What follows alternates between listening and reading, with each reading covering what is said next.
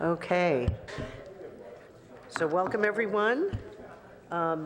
If we can start with the roll call, please. Commissioner Johnston, present. Commissioner Forcell, present. Commissioner Schwartz, present. Commissioner Siegel, present. Terry Trumbull here. Councilmember Eric Filseth, present. Okay, and let's start with oral communications. And first up, we have David Carnahan.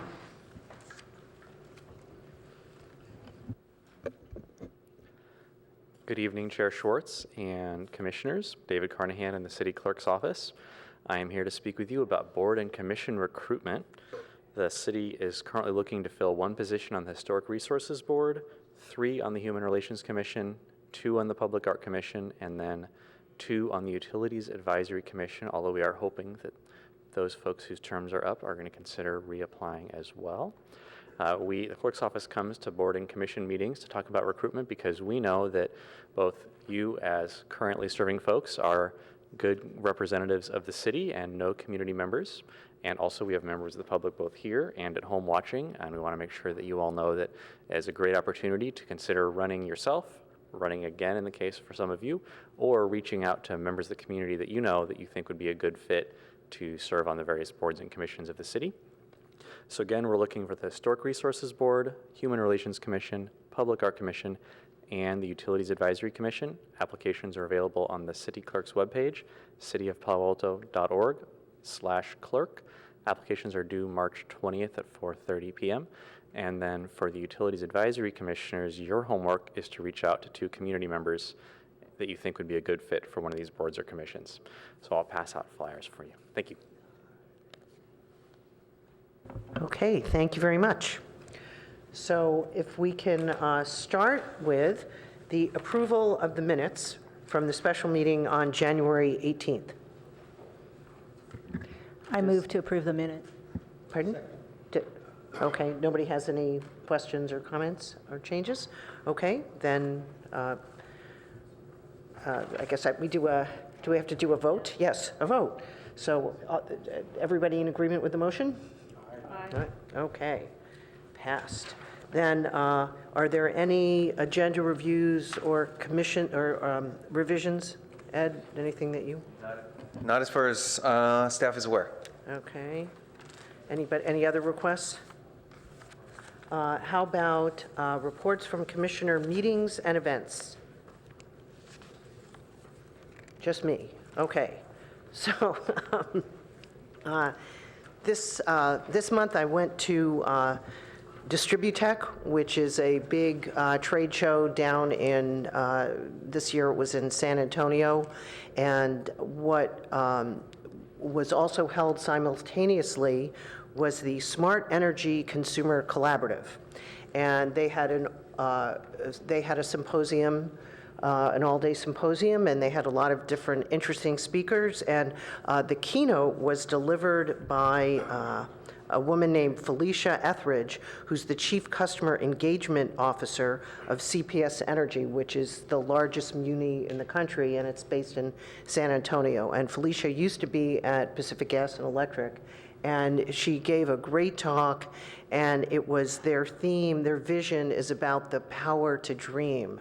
And I think it would be really interesting for our strategic planning group to take a look at that presentation that she gave, because it was really well put together and very inspiring, and I think sort of a good model for what munis can do. Also at Distributech, I had a chance to get a demo from SEW, which is Smart Energy Water, and that's the company that the city of Palo Alto has contracted with to provide a customer portal and resource for. And it looked like so the fellow there, Ken Roberts, who's one of their VPs, gave me a demo, and it was great. And it looked like we can do all kinds of things here in the city, even before we get AMI, that I think people will find very interesting. And I think if there's a way to do a demo as part of a meeting here, I think that might be a really fun thing for everybody to see it, and not only everybody on the UAC, but the folks at home. If that can be part of what's on the screen, I think it would be a really fun way to do that. And then the third thing I did when I was there was we had the first Voices of Experience Leveraging AMI and its Data workshop. So this is an initiative that the Department of Energy is doing to help utilities that are in various states of AMI readiness to kind of learn what have proven to be the benefits, both expected and unexpected. And one of the things that was really fun about it was about, I would say, a third of the utilities who were represented had either done a automated meter reading or had not done AMI at all. And so we set it up so that they were asking a lot of the questions of people who were the ones that were further along. And I had sent the invitation. The next workshop that is going to be part of this is next week in Dallas. And I had sent an invitation over to Ed a while back. And I think if there's any way that we can take advantage of the inexpensive Southwest flights that are going to, there's some really good cheap flights going to Dallas. I would really encourage people from, some people from Palo Alto. There's going to be a customer track and an operations track, and I just think it was a great way to ask questions from people who were from companies that were already dealing with AMI, and it turns out that there are lots of things, benefits that the community gets that were not necessarily expected. So I'll have that to report next month, but I certainly hope that there will be some other folks from Palo Alto there. Okay, so next up is the General Manager of Utilities report. So Ed? Thank you very much, Chair Pro Tem, members of the Commission. Actually, on that note, I should just state for the record that our Chair and Vice Chair both indicated that they were not able to join us this evening. So thank you, Commissioner Schwartz, for stepping up to the Chair role for this meeting. Let's see. So in terms of GM's report, let me note a few things for your information. One of which, let's see if I can get the PowerPoint running, that hopefully this logo is familiar to you. It is been a part of our visual for a number of years. When I joined the Utilities Department just a couple of years ago, I had asked about the origin, and it's interesting that there was not a very clear story as to how and when it was implemented and integrated as a part of the department's identity. So in the context of our new strategic plan, we're actually going to transition to appearance that's a little more in sync with the city organization as a whole. So let me see if I can get this working. There it is. So that our utilities department will be adopting this new logo, which is a bit of a brand refresh, or depending on your perspective, kind of an integration to what had been our prior Sun logo. This new design integrates elements of the city's logo, including the symbol of our city's namesake, El Palo Alto, a redwood tree. This visual connection to the city as a whole really represents much of the spirit that you see in our strategic plan overall in terms of working through integration both within the department as well as within the city as a whole. Now, this was not directly propelled by our update to the strategic plan. The timing is a good one for us to do our updates both for our strategic direction and vision for the utility, as well as we will be doing updates on various collateral material for department activities, that this will complement our community identity and really refresh our identity in establishing ourselves as a vibrant, forward-looking, yet trusted brand for this community. Okay, a few other items of note. Rebates for HP, Hewlett-Packard's energy efficiency program with its new sustainable garden. Last week, HP unveiled a new sustainable garden at its global headquarters in Palo Alto, partly funded by rebate from the utilities for an energy efficiency project at the campus. By participating in the city's Empower Palo Alto program for energy efficiency, the company received a rebate for energy savings and used the funds for a number of employee sustainability engagement projects, including the garden, which employees will be able to tend, something of a community garden. The city worked with HP on a site-wide retro commissioning project to optimize energy efficiency of the existing heating, ventilation, and air conditioning systems, upgrade building energy management software, and install LED lighting. So HP is already seeing energy savings, resulting in a year-over-year site-wide electricity reduction of 1.4 million kilowatt hours and close to 105,000 therms. This is equivalent to the amount of energy needed to power roughly 250 homes in Palo Alto. So for those HP employees who are remaining in Palo Alto, it's good news. Can I just ask a question? Sure. Is anything being done to let other businesses in the area know about it so that they can maybe try it at their businesses as well? Absolutely. Part of our ongoing marketing, there was a event, we held a opening press event, and we will be, through our key account reps, be sharing that with other key account holders as well. Let's see, Sacramento activities. Late January, our staff attended the annual Legislative Lobbying Day hosted by both the Northern California Power Agency, NCPA, and the California Municipal Utilities Association, CMUA, of which both organizations we are members of. This lobbying day enables NCPA and CMUA members to share information with our political leadership and legislative and regulatory staff about utilities issues. Highlight for the day was meeting with Palo Alto's legislators, Senator Jerry Hill and Assemblymember Mark Berman. At these meetings, staff highlights some of our achievements as well as information about how we operate the utility. Both of them are very familiar with our utility, and particularly important as we are engaging in legislative discussion of future laws and regulations that can impact our operations. Let's see. Also, some additional information on our customer-facing communications. Our marketing and communication teams have been updating our utilities web pages for a fresh design and presentation. More recently, and you may be familiar with our slightly dated look and that has been around for a while. More recently, we created video and graphics for engaging and dynamic display of information about the Home Energy Genie and heat pump water heater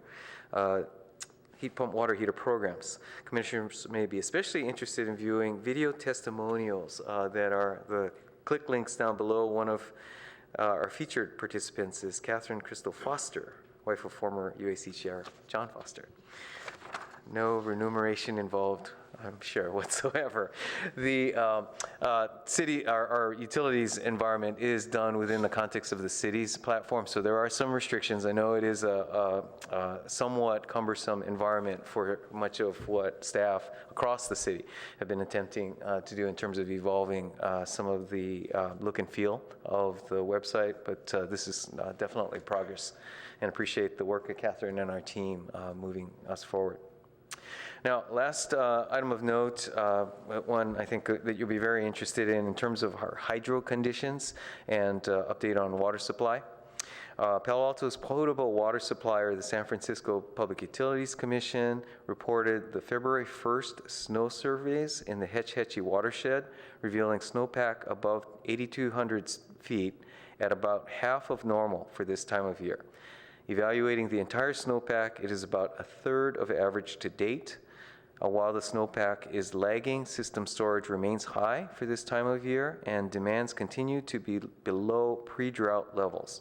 SFPUC does not anticipate requiring water use reductions, even if precipitation conditions for the remainder of the year are exceptionally dry. The low participation and snowpack levels are also starting to have an impact on our hydroelectric forecasts. Because last year was such a wet year, reservoir levels remain above average for this time of year, and therefore our total hydro generation forecast for the next 12 months is roughly still equal to long-term average levels.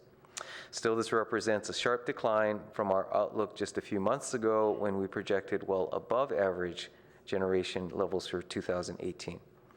For the upcoming 12-month period, we currently expect hydro resources to provide about 52% of our electric supply needs, but this is down from a projected supply level of 64% at the end of last calendar year. And that completes my GM report. Any comments or questions? Okay, then let's move on to commissioner comments. Anyone?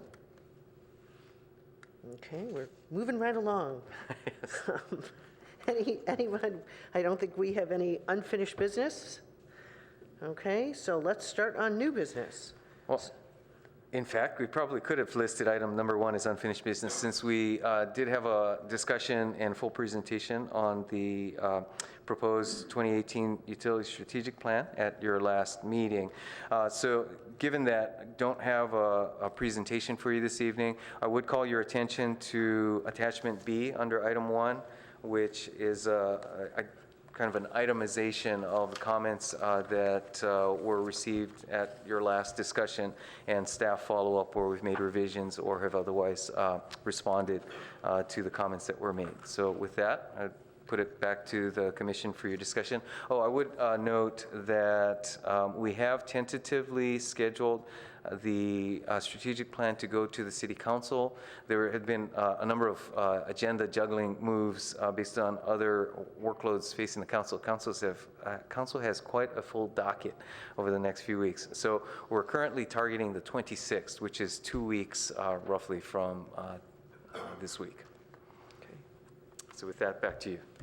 So any comments on the, Well, I just appreciate that you've listened to the comments that we've made, and I can see them reflected in here, and I think we've done a nice job.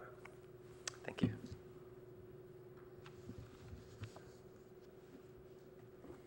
I have nothing to add. anybody else? Okay, then I guess it's time to take a vote. So do I hear someone to,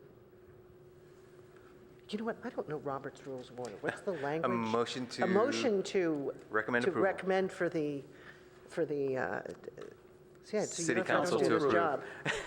Yes. Okay, and I have a I second? second. Okay, all in favor? Aye. All opposed? Okay, so it passes unanimously. Very good. Thank you very much. On that note, I might suggest if the commission is interested in having a representative, perhaps your chair, identified as representing the commission when it goes to council, then we'll set that up. Yeah, I'd be interested in that. Very good. Thank you. Okay. Okay, so our next item is a discussion of the preliminary financial plans for the City of Palo Alto's electric, water, gas, and wastewater collection utilities. Eric Keniston will be reporting for staff.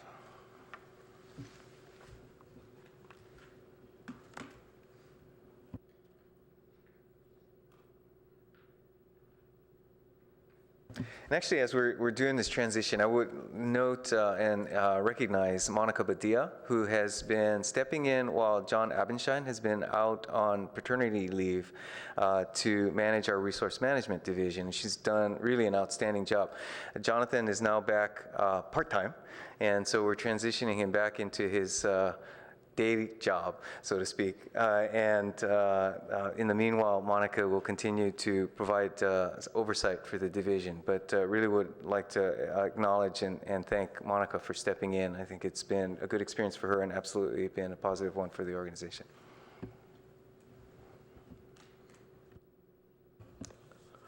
Good evening, Commissioners. So tonight, we're bringing to you the preliminary financial forecast rate change ideas for electric, gas, wastewater collection, and water utilities. Next month, we'll be bringing back to you the water and wastewater, and the following month, the electric and gas, but this is just our preliminary view. We're still getting some cost estimates coming through, so these are still a little bit rough.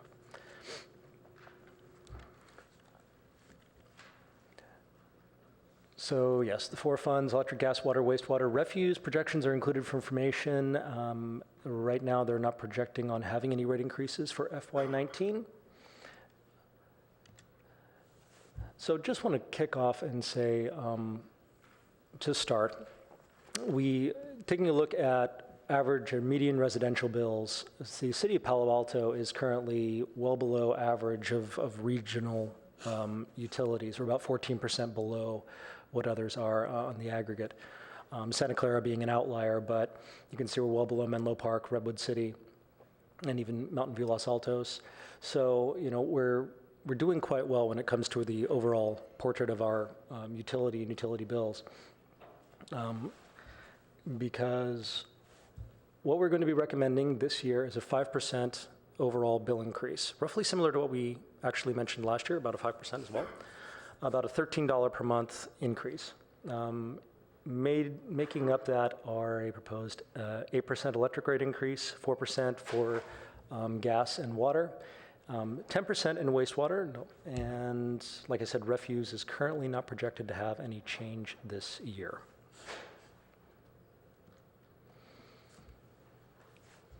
The current year FY19 forecast, like I said, is right about what we were guessing last time around, estimating. The future years, we are increasing those a bit. There's various reasons for that. One, we've just noticed that looking at our long-run capital costs and projects that we have going on, and taking a look at where the market has just been in the way of bids, everything is coming in higher than what we've seen in the past. So we went through an exercise this year of going through all those projects and bringing them back up to what we're seeing in current market. And because of that, and because of current reserve positions, I'm thinking that a little higher rate increase perspective for going forward would be more prudent. So starting off with electric, like I said, an 8% rate increase is what we're estimating we're going to propose for FY19. The outer years, something less, say for anywhere between 2 to 4%. We do have stores of reserves that we can still use. We have 11.4 million in our hydro stabilization reserve. We still have some money in our supply rate stabilization reserve, which I will be probably proposing to use up this year. And we also have money in our special projects reserve. Last year, we got approval from City Council to withdraw $10 million if needed to help boost reserves, with the provision that we would repay that over the course of 2 years in FY21 and FY22. Some additional changes we're looking at going forward, the implementation. Sorry, are you inviting questions during? Or do Sure, you prefer we wait yes, till the end? I'm just of course. curious, when you say operations reserves below minimum guidelines due to cost increases, can you shed some light on what are the cost increases, the main drivers of that? So cost increases are ones that we've known about for a while. Again, we've had increases in supply costs due to, for the previous years, with the drought, it caused quite a bit of market variability on that side, and we ended up using reserves to cover those additional costs. So that's probably the main driver that we've seen on that side. But in general, also, we've just recently started increasing electric rates. Last year was the second year this year was the second year that we've had rate increases. Before that, we had not had a rate change since 2009. Our rates in general, the revenues we were collecting were well below what actual costs were. So we've been using reserves to cover that balance and are now in a process of bringing everything back up to meet our expenses.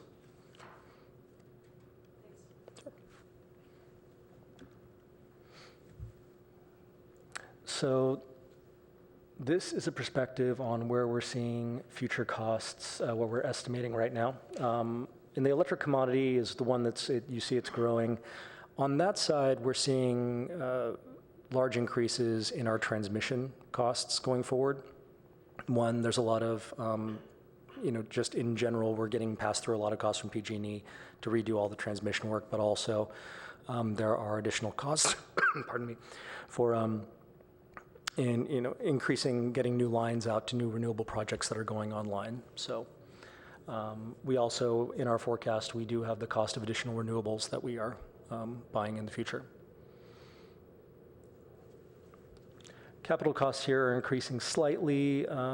That is partially due to the fact that we know that we're going to need to be working on redoing some underground districts in the future, and we've seen, again, higher dig costs related to those, but it's not quite as large a jump in CIP costs here in this fund as we'll see in the water, gas fund, and wastewater funds.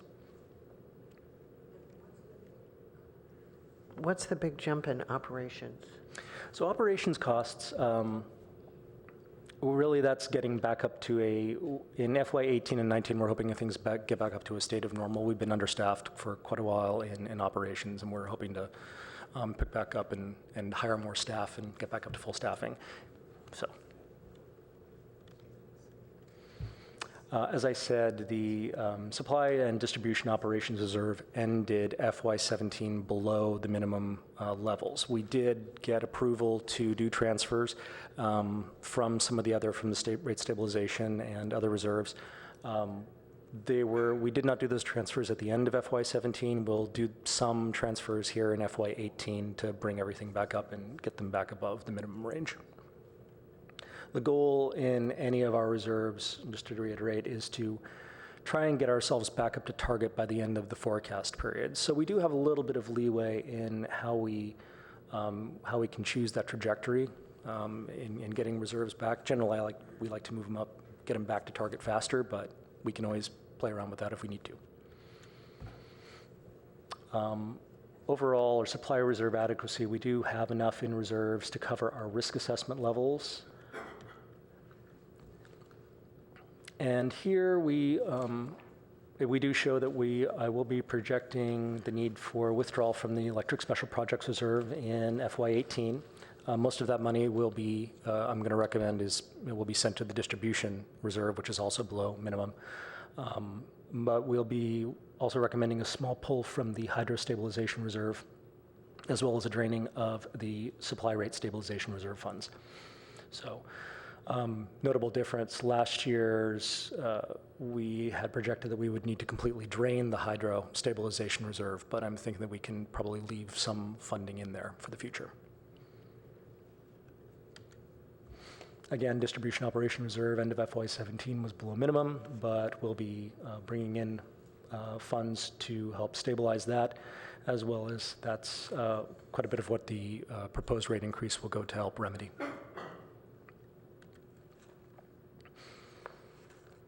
And here, there are no distribution rate stabilization reserves left over at all. Pretty much the only thing we have here are just the distribution operations reserves. Reserves for commitments and reappropriations, they're kept steady, but those are really funds that were committed for prior projects or to be carried for items that were already budgeted and will be completed at later times. So here last year, we had estimated we'd need about a 7% rate increase. I've upped that to right about an 8% rate increase for this year. And last year, we were also probably a little bit, we've gotten probably a little bit more realistic with regards to future rate increases. We'll need something, instead of having 2 years of nothing, we'll probably want to have 2 to 4% rate increases in the future just to keep on top of growing expenses.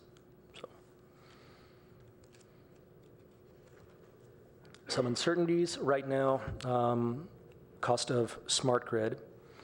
We currently in our projections have those costs being covered by the Electric Special Projects Reserve.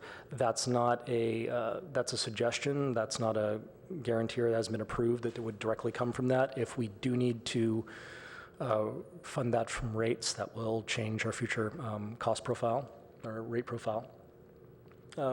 Even in electric side, we have noticed CIP costs increasing, just the general market. We're out of the recession years, and our bids are all coming in higher than what we've seen in the past. And so, like I said, we've normalized back up to a higher level of costs that we're seeing. It's been in the paper that the construction costs are just kind of crazy right now. Is that- Astronomical would be a nice Yeah, way to put it, yeah. Okay, so I just take it that we're having to deal with the same thing everybody else is. Pretty, yeah. Has the fires in Santa Rosa, where they have so much that they have to put back into place, has that affected us as well? You know, where there's so much electrical infrastructure that needs to be repaired? Really haven't seen anything specific yet. Imagine there may be down the road, but nothing that's really been identified.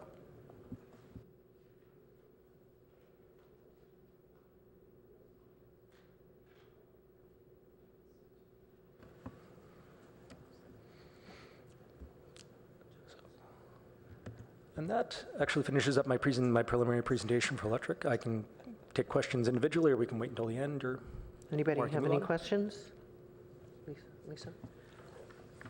You probably don't have it handy, but you know what I would love to have is like a cheat sheet of all the reserves and what they're for, you know, what their sort of intended purposes. Like sometimes they're named in a way that makes it pretty easy to figure out what it is, but sometimes not as much. And especially when it's like transferring from this reserve to this reserve and back, it would help us, I think, wrap our heads around what's happening to understand sort of what's the complete set of reserve funds and what they're for. Okay, will do. Actually, at the end, when we bring the financial plans back to you in one of the appendices, we have a complete list of all the reserves and what if they have guideline levels, what those are. So, moving on to gas. So I'm just wondering if you're also anticipating lower sales again this year. They were down 7 million, I guess, last year. We have seen slightly lower sales, nowhere near the response that we had last year. So things are leveling out a little bit more with regards to electric. We're still, coming through the holiday season when we see higher residential. Things have actually leveled out and are closer to what we were projecting for this year. So, the first year that we did a rate increase, we saw a very big drop in usage, but things have stabilized now. And are you doing anything does the forecast include the fact that the adoption rate for EVs is actually pretty robust in Palo Alto? So are we sort of offsetting what would be a decline because of EVs? We do have some, in our future load projections, we do have EV growth assumed in there. But then it's also offset by, to a certain extent with growth in solar and other places. But yes, we do factor that in.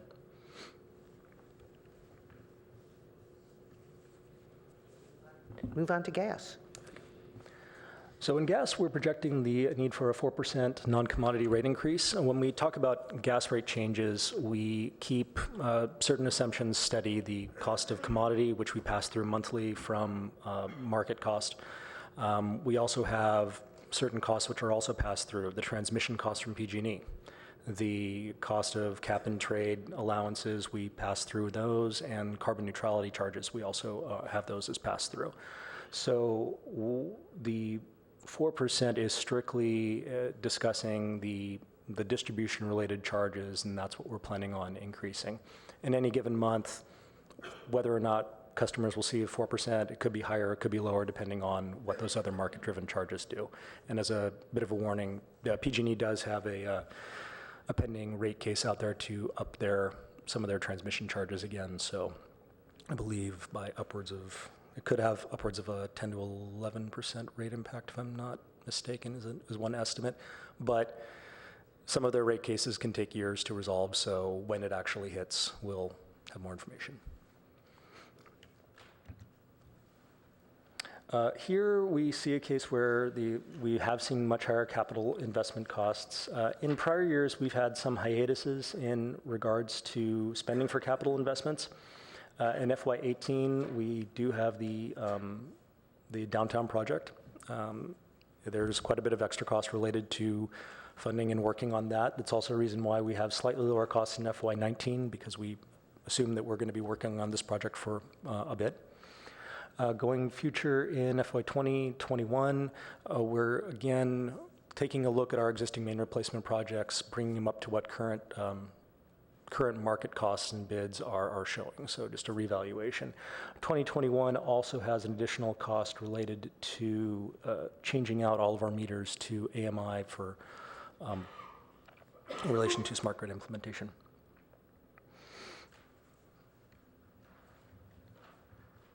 Here's a case, though, where we have, ending FY17, our operations reserves were quite healthy.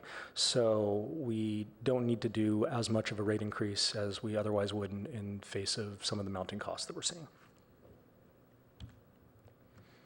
And thus our FY19 rate projection is right in line with what we said about last year. However, moving forward, because we are seeing higher costs, I think it might be prudent to estimate the slightly higher rate increases going forward.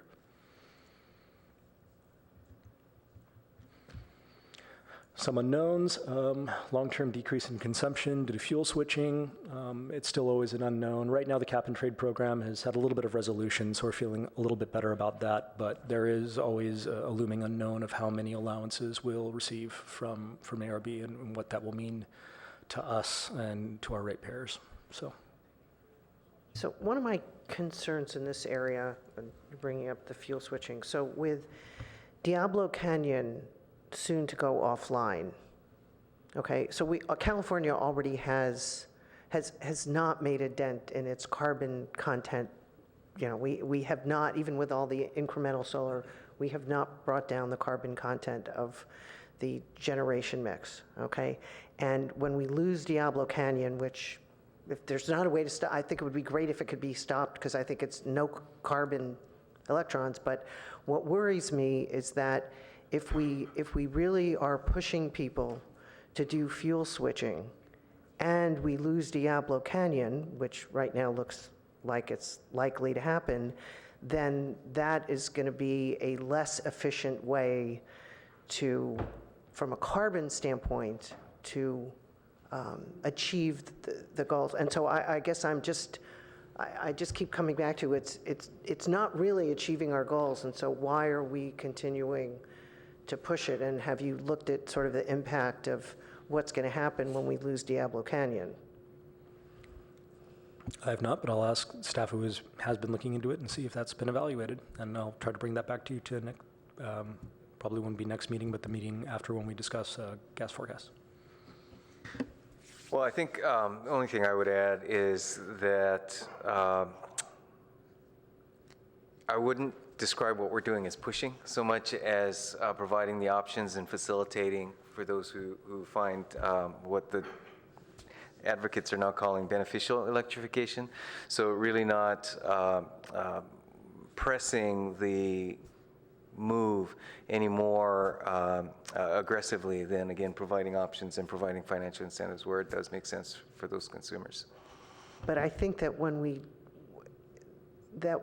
put out the information about it, that we need people to understand what the trade-offs are. So if they are thinking about doing fuel switching for the standpoint of environmental impact, and it turns out because of this other factor that they're not considering, they are not going to get the positive environmental impact that they want. Right. They need to be educated about that, because it's very easy to make these things sound simple, right, when in fact there are all these interdependencies. Anything but. Right. Fair enough.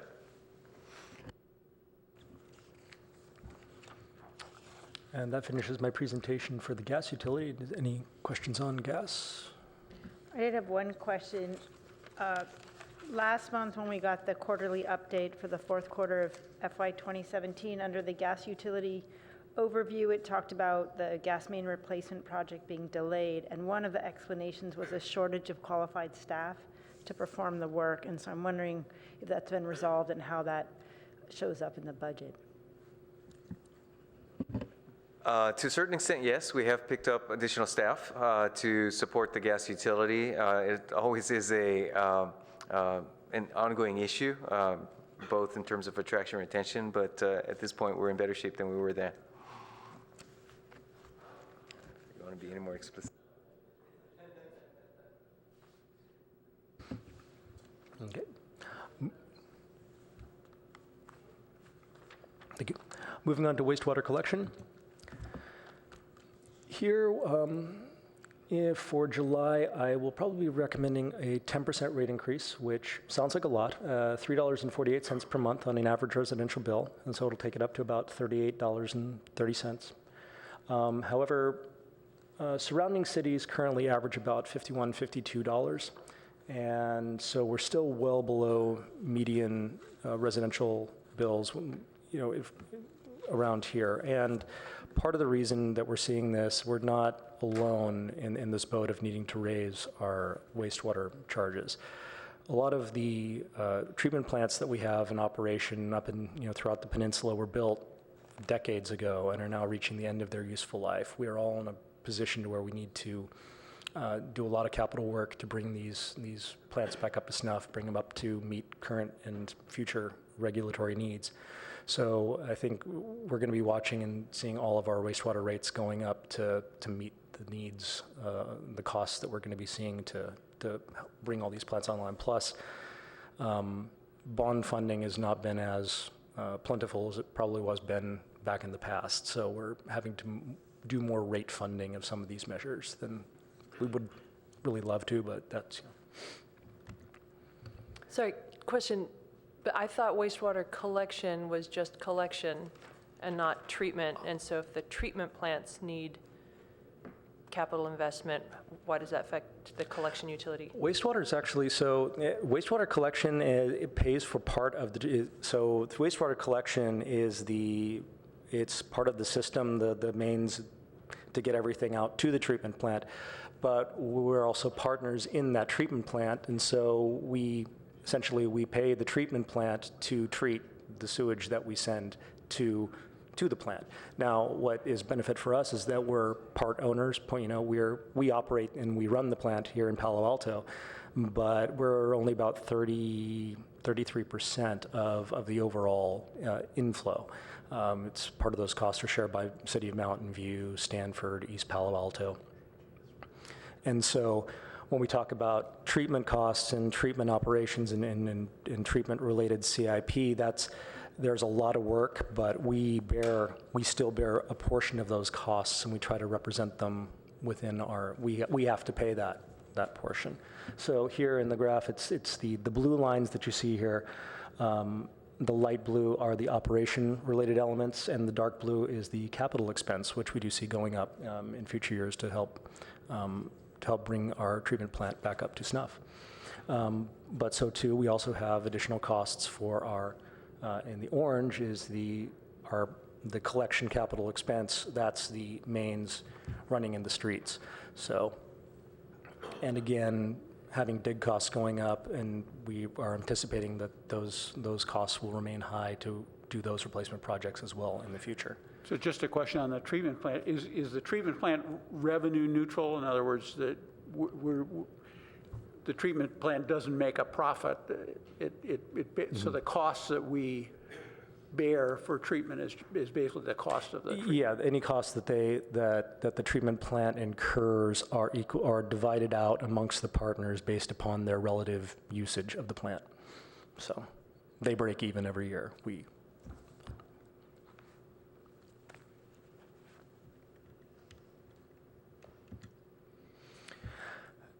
Now, 10% rate increases are not normally my favorite way to go. However, here we are in a situation where the operations reserve is low, and even with these 10% rate increases, we're projecting that it will drop below the minimum reserve level. So, and it's not that big of a reserve fund to begin with. So, as much as I would love to try and spread it out, there might be some things I can do to try, and we could maybe discuss keeping it below minimum for a longer period of time. We don't like doing that, but in general, it's a fund that needs some attention to meet the expense profile. So, remind me what the risk assessment line is, that dotted blue line on the bottom. So in the risk assessment line is actually it's an internal metric that we use to cover a one-time 10% hit increase in CIP costs. So for instance, we needed to go out and do an emergency piece of work. That's part of that. It also reflects the largest downturn we've seen historically with regards to revenues. in this particular fund, wastewater is a fairly static revenue. Almost 90% of the revenues are fixed and flat, so there's not a lot of revenue variability. It's pretty much all related to CIP, potential CIP cost, or the fear of something happening.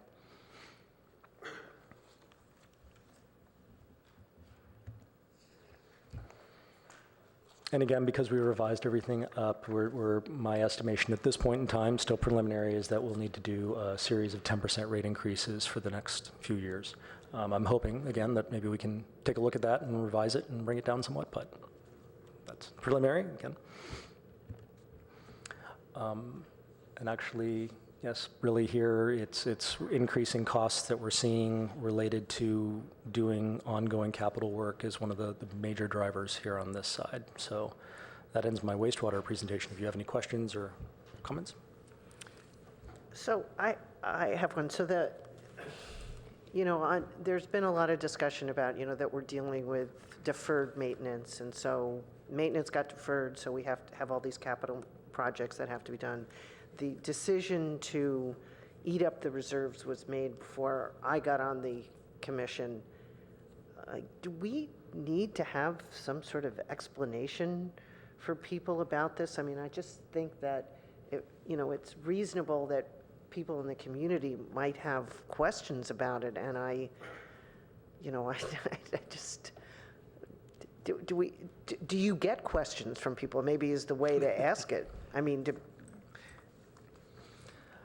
I generally don't get a lot of questions on this one. We went for several years of not doing rate increases in wastewater. So, again, having years of not doing changes, letting the reserves sort of take up the slack and move forward. Plus, we did have some years where we weren't doing a lot of projects. So the impetus to say, okay, let's raise rates for the potential costs coming forward, it didn't necessarily feel right in light of, again, for how small the band is on the minimum max for the reserve fund here. You start changing rates, and you can drive outside of those bandwidths fairly easily. and I'm not just making it about wastewater is my question. I mean, I just feel like we have sort of this broader elephant, this bigger elephant in the room, and we don't ever talk about it. And so is there... I'm sorry, just if I could ask for clarification, the elephant you're referring to, is it the deferred maintenance or the... Well, the combination of deferred maintenance and the fact that the reserves got eaten up, okay? So the combination of those two kept the prices for Palo Alto residents artificially low. Now, even with the increases, we're still below a lot of the neighboring communities. So you guys are obviously doing a good job in terms of keeping rates down, but it just seems like that we ought to be able to have an explanation and an understanding of, if not why it happened, or how it happened, I mean, I know I'm just concerned about it, and when I hear things like the idea of the lawsuit about questioning making a contribution to the general fund, which is a completely normal procedure for what municipal utilities do, it seems to me that educating the community of what goes into this, there should at least be something available to point people to so they could understand this. Yeah, I think our focus is typically on explaining today's expenses rather than why rates may not have been increased in the past. So it is a bit of a challenging communication exercise. But that said, I think your point's well taken. So giving a little more of a historical perspective could be useful. Councilman, Terry, do you want? So Eric, you might want to go back to the uncertainties list. For me, Judith's questions lead to this one. The second question seems really strange to me. So are we asking how fast should we cover the reserve and how fast should the rates go up in order to catch up with all that deferred maintenance? Is that what that question is? It's a question... Because the question is current rate of main replacement optimal? Yeah. So what are our options? Doing it faster and raising the rates higher? Well, in general, what we try to do, the general plan is to do a main replacement project every year, is the general path and plan. Whether or not we can revisit it and see maybe doing smaller projects, or potentially, if possible, and if it doesn't cause any problems with the system, maybe doing a project every other year for a while to keep rates down. There are options out there which we can evaluate. Sometimes, if for safety reasons or because a pipe is, in the case of wastewater, I guess if it's collapsing or having many issues, we would just need to replace it. But maybe there might be some cases out there of some projected projects that we could possibly push off and keep things lower for a bit. So. See, I think this is why you have to have the conversation about it, because I think that the previous mindset of let's just keep them as low as possible no matter what, whether we're deferring maintenance or eating up the reserves, it was not necessarily the best way to do this. And that if the expenses needed to be incurred at a particular point, to have people know about it. And I guess I'd ask Deputy Mayor Filseth, what's your sense of it in terms of how do we deal with this relative to the city council? I think that's a vice, okay? You got to emphasize the vice in this, right? Mayor of vice is how I think of it. Right. But that's important. The vice part. Vice mayor, the sorry. Vice part, You're the vice mayor, sorry. Right. Actually, I was going to ask a slightly different question, if I could, which is, I think the utilities, in the 3 years I've been on the finance committee, right, has done a really good job at sort of giving everybody long-term advance notice about rate movements, years in some case. As I look at this one, it seems to me that the variance between what you're projecting now and what's budgeted is quite a bit higher for wastewater than it is on some of the other things. Any more color around why that one should be? So for the wastewater, again, because we've had a plan to do treatment plant work for quite a while, but the exact scope and how much it would cost in the short run is only just recently in the last year been totally fleshed out, and what the project cycle is on that. So if you go back to this, you see the pace of growth for that is a little higher in the prompt years, and then it levels out there. In prior forecasts, we estimated that it would be more of a level, pretty much the same slope going off into the future. So it's just updated cost profiles. We're seeing a larger chunk coming in sooner rather than later, for one. Plus, the relook at the collection capital expenses in light of where current project costs are running, that's also adding to the fray. So, and that's changed in the last year, that outlook? The forward look for how we're going to work the treatment plant, yes, that has been changing. That's been evolving over the last year. The look for the capital expense, we've always had the view of what projects we want to do, but just recently, we've bit the bullet, gone through and looked at all those projects to reevaluate them. So, Well, I think somewhat at the risk of stating the obvious here, we've had some pretty wide variations in the delivery on the capital. What's labeled here is the collection capital expense, so the sewer main replacements, and that's certainly something that we should look at how we can better smooth that out. Now as was noted earlier, with the construction costs as they are, it's a tough time to really try to beef up our delivery on that capital expenditure. But that said, I think it does relate back, not unlike the gas reference, to having staff that are delivering the projects in a smooth and somewhat predictable manner. I think that has not been the experience in the last few years. So I'm still uncomfortable, Eric, with your answer on is current rate of main replacement optimal, and it sounded to me like Judith was also.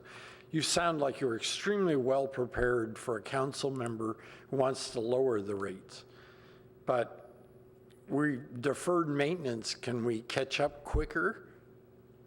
That is, my inference is costs are going up higher, faster. Costs are going up higher and faster, yes, and I would say we're internally, we're looking at whether the rate and the amount of work that we're doing is optimal, or whether or not we can retool that, maybe bring it down to keep rates lower. But the final answer might be that, no, what we're doing is the right thing. So it's an uncertainty that we have internally that we're looking at. So in other words, it's an unfair question to ask the commission. It's really one that we ought to be answering as staff. Yeah, so I'll just repeat it. I think that we've got to throw into the equation catching up faster on deferred maintenance. But like a gentleman to my right, I'm not running for election, ever. So I would take the discussion as good feedback to staff that we do a little more homework and be able to come back both to the commission and ultimately to the council as to some information about the pace of main replacements and our ability to keep up on the infrastructure. Just to pile on that point, I mean, I remember last year when we talked about the budget, I think there was a concern on the commission here that we were not keeping up with the capital improvement projects, and that the amounts allocated for capital improvements were not going to, keep up with the kind of expiration of useful life on the projects. So. Well, to be fair, it's also complicated somewhat by the fact that there's a combination of in-house staff that are used to deliver these projects, as well as contracted construction contracts. And so as a general rule, this was noted earlier, we are experiencing some challenges in attracting and retaining the in-house staff piece of that. So the balance between in-house staff and consulting, in particular, consulting design, engineering, as well as then the ability to oversee and bid construction contracts. That whole continuum is a part of our service delivery model that we really need to be looking at all pieces of that and how it fits together. So it would be helpful when you come back with more information to also identify what are the gaps, or what are the assumptions, and what the deferrals are a result of. If it's staffing versus economic, those are two different issues. Maybe some of both, but they may be, the solution looks different. Yep. Fair enough. Thank you. Thank you. I mean, I think I'm just vehemently agreeing with my fellow commissioners, but I just looked up again the mission statement: to provide safe, reliable, environmentally sustainable, and cost-effective. Like, I just want to make sure we're not putting cost-effective or, cheap ahead of safe and reliable, which are really the most important part of the utility.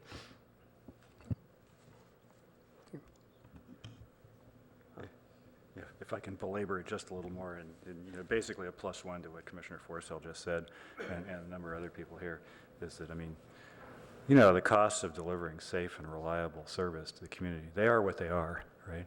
And we just ought to know what they are. And so I think you folks have done a pretty good job of telling us what the rate impacts of these things are going to be, with lots of time to come. So that's less comfortable seeing big changes from forecast, right?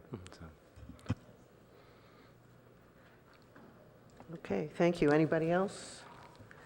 Then, thank you, Eric. So, Monica, did you have anything you wanted to? Water. Oh, I'm sorry, water. Last one. I'll try to be quick. Okay.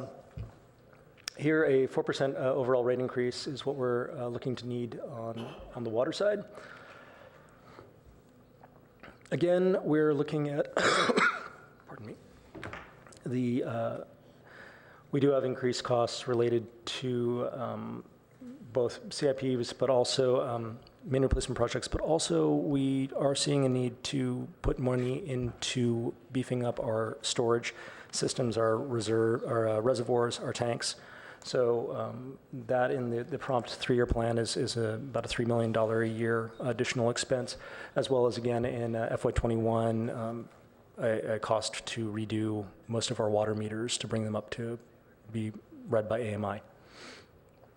However, the water supply, the cost at this point in time, SFPUC, even though we're looking like things are dry, they're not anticipating needing to raise their rates in this upcoming year. So hopefully that will remain the case. Unfortunately, it's also one of those cases where they don't tell us what their final rate increase is going to be until late May, after it's too late for us. But these are the projections that we're working with at this period of time. And should we anticipate that because of not having much rainfall this year, that the following year we're going to be in drought conditions again? I will not hazard to say that we will be in a drought next year, but the lack of rainfall does not bode well for the following year. So, yeah, too early to tell. That is true, but.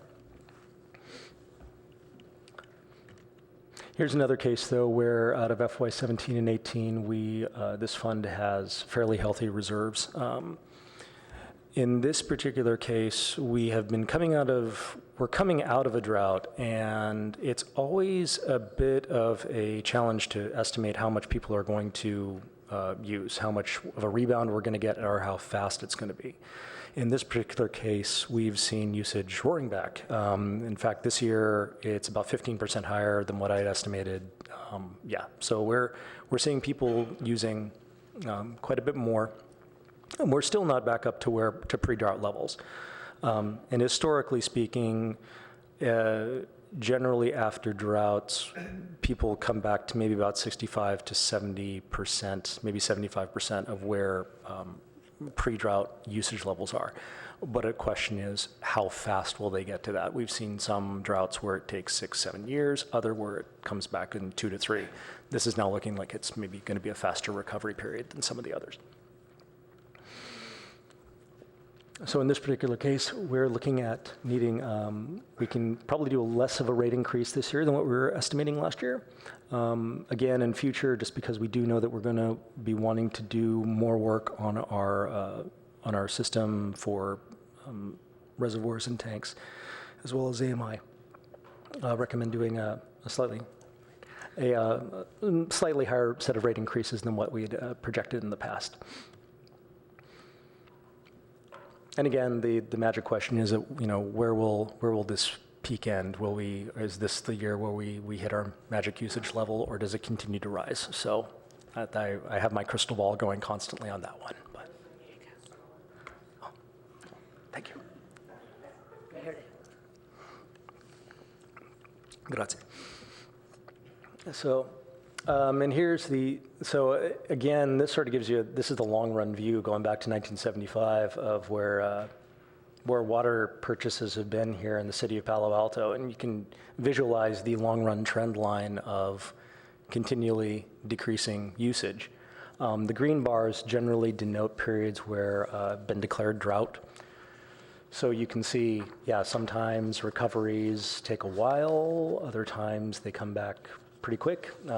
It's always, and that dotted line is where we're currently estimating. It's probably, I tend to estimate conservatively when it comes to usage, but where that line comes back up to is the $1 million question. So, and with that finishes my presentation on water. Any questions, things you want to see for next month? Well, I would just say the same concern that we were already talking about for water, because as I note again from the last quarter's update, that it says several major rehab projects for the reservoir and tank that are coming, and I would hate to defer those if we don't have to. No, I think that's why they're in the budget to be done in the next 3 years, and we're not planning on putting things like that off. So again, the long-range view is a series. We're trying 5 to 6% rate increases overall per year for the forecast period. And timeline for future actions, next month we'll be coming to you with the water and wastewater financial plans, and then the following month, electric and gas. The reason why we come earlier for water and wastewater is because we need to have Prop 218 notices for water, wastewater, refuse, if they were doing a change 45 days before the council date. So we have to bring that one a little bit sooner to get it through the process. And with that, that finishes my presentation. Also just comment that later in your agenda tonight, under number 6, we have the topic of, oh, wrong one, sorry, where did it go? Oh, it is there, potential designation of ad hoc subcommittees. So typically, annually, the UAC has a budget subcommittee that can dive more deeply into the specifics. So if this whet your appetite and look forward to the opportunity to dive deeper as we pull our numbers together, then something you might discuss later in your agenda. I also want to point out that on the strategic plan that you just approved or supported, under priority 4, financial efficiency and resource optimization, we as staff spent a whole lot of time about looking at this issue on how to plan for CIP replacement. And in fact, there's 3 specific strategies related to just that, how to plan, report, KPIs associated with it. So it's something that we are very much looking at, and it'll be part of what we deliver in terms of the strategic plan. Great. Okay, then let's move on to the next item. Thank you very much. The CPAU's role in community resiliency, defining framework and principles.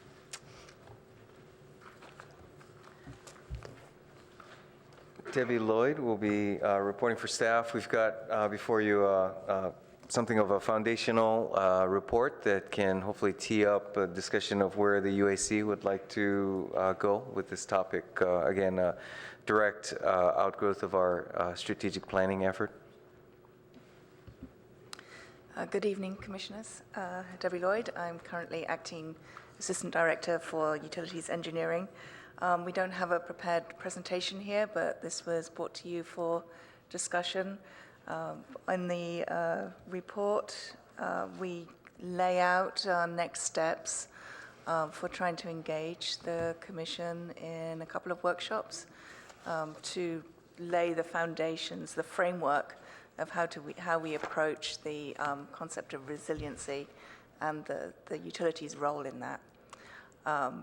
We can, and if you've got feedback, I can give you a little bit of background. This was coming out of the strategic plan. It was one of the initiatives. Resiliency was something that we heard again and again during the community outreach. And one of the biggest issues with resiliency is what exactly does that mean? And we heard people talking about resiliency of service, how quickly they can expect to get service returned after a major incident, to the resiliency of our portfolio, to a disruptive market influence. So how does our planning, finances, portfolio management, how is that resilient to new market forces? And then from an individual perspective, how does the community, how do individuals recover themselves? How can they build in resiliency at the community level, at the customer level? So there's a very big range that we can look here. For me, one of the first things was, what do we mean? What's the difference between resiliency and reliability? Because I think those are terms that are used interchangeably. Reliability is kind of a bread and butter of the utility business, and the conversation that you were having in the last item was really interesting from that perspective, because how do we plan to replace before failure? How do we, there are some industry standard, especially on the electric utility, measurements that we have to measure how well we're doing with reliability, how many outages we have, how long those outages are, what is the kind of number of customer minutes per year of outage. So it's kind of the best thing I've heard the difference here is you think of reliability as kind of a binary. It's on or off. We're delivering the service at the quality that it's needed. Again, thinking about the electric utility, you think of reliability as we are going to deliver the demand as it's needed and the quality that is required and expected. Resiliency is, there's more nuance in it. It's more about how abruptly or how dramatically we are impacted by an event and how quickly we can recover from that. So less of the binary, we're delivering or we're not. And even though they are very much interconnected, I can think of at least a couple of examples where you might have a resiliency method that doesn't exactly help your reliability statistics. So think back to the energy crisis when they had rolling blackouts or the rolling brownouts. Those were not good reliability numbers. People were losing service. They weren't getting the quality. They weren't getting the light switched on when they tried to flick the switch. But from a resiliency, that was a way that the grid was able to stay resilient. We didn't have like a total cascading outage because the grid operator was able to control the load. So that for me kind of was a good example of what are the differences we're looking at here. And one of them could be microgrids. Again, think of traditionally a microgrid. You don't think of it as the best, maybe quality and reliability, having small individual grids around. The interconnected, integrated grid is what gives you that reliability of being able to meet load, all over the state or all on the grid and maintain the quality. But certainly microgrids might lead to resiliency if there was a statewide or system outage, Western outage. So what we are proposing to do is work with consultant that we had for under the current contract that we had, and have a couple of workshops. And the idea is that this will be an iterative process. So first goal or first step on that is to actually lay out the workshop, gather information together. We are looking for input from the commission, maybe one or two members to form a subcommittee and help with that initial setup. And then the first workshop will kind of like feed into the second one, which might be more action orientated. If I might add that in some of the offline comments in prep for tonight, I'd heard some interest in having potentially some subject matter experts come in and advise the commission, and we could certainly accommodate that. Certainly if you've got personal contacts, that would help as a hook to get them to participate. In-house, we would want our Director of Office of Emergency Services, Ken Duker, to be one of the participants in the first workshop. So with that, I'll turn it back to you, Chair. Okay. Well, one question, who would participate in this workshop? Sorry, thank you. I mean, I assume it's not just the UAC. No, I mean, my understanding, the UAC meeting, it would be open to the public. So we could treat it like a study session like a regular meeting, whichever your pleasure. I think the general format would be most productive as a study session.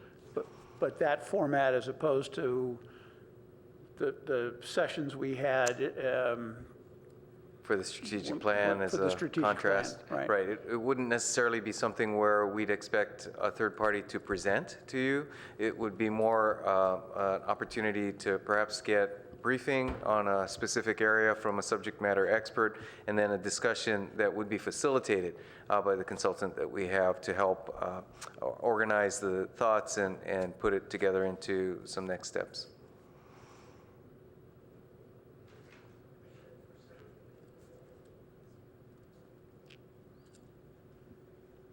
Okay, well, I do want to reinforce this point of having a sort of a well-moderated and facilitated conversation with some experts so that everybody on the UAC and whoever members of the public who want to attend can ask questions and talk about the trade-offs. Because, my concern and what I saw was that it was just presented so generically, it could have been about anything.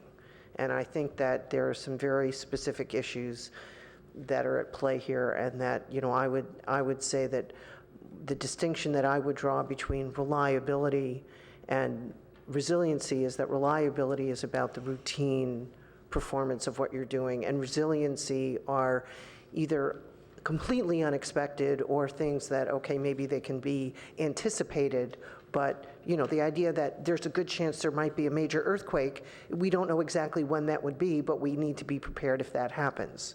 You can have resiliency. To me, is that being able to know that if disaster strikes, you have the ability to rebound in a reasonable way. And the amount you are willing to invest will depend on how high a probability you think that is likely to occur. And again, if you can do it in a way that, and so some of the things that were in the materials struck me as, I'll call them false choices. So the idea of whether you're having distributed energy resources be in the distribution grid is completely independent of and orthogonal to whether you need to have a second transmission point, because if something takes out the Colorado Street substation, we've got a big problem. Those are two completely different things that both have to be considered, and it's not a choice of one or the other. So I'm glad to hear, and I will be happy to help us recruit some good experts. Very good. Perhaps again, along the lines of the earlier discussion, if it's a subcommittee that helps us plan a workshop, that we would then bring back the game plan to the commission and then schedule accordingly. And I think that's another good reason for to have somebody from the staff come to these DOE workshops, because that's part of what we're doing in those, where we do a facilitated conversation with some experts about something, and then we have everybody who's part of the group asking questions and interacting. And so it's I think the more practice everybody has doing that sort of thing, the more natural it is to be able to do that. Fair point. Thank you.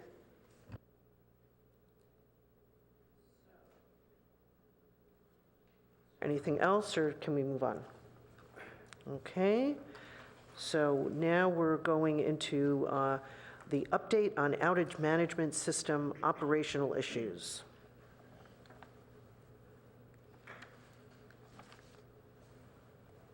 And we'll have Tom Marshall, our Assistant Director over Operations, report for staff. Good evening. So I don't spend a lot of time here because I deal with operational issues, but I'll take the opportunity to come and update you sort of on the outage management system. As people know, there was some issues with it during the last outages that have occurred on the electric system, where essentially people got stuck in a phone tree and couldn't leave outage reporting to the system.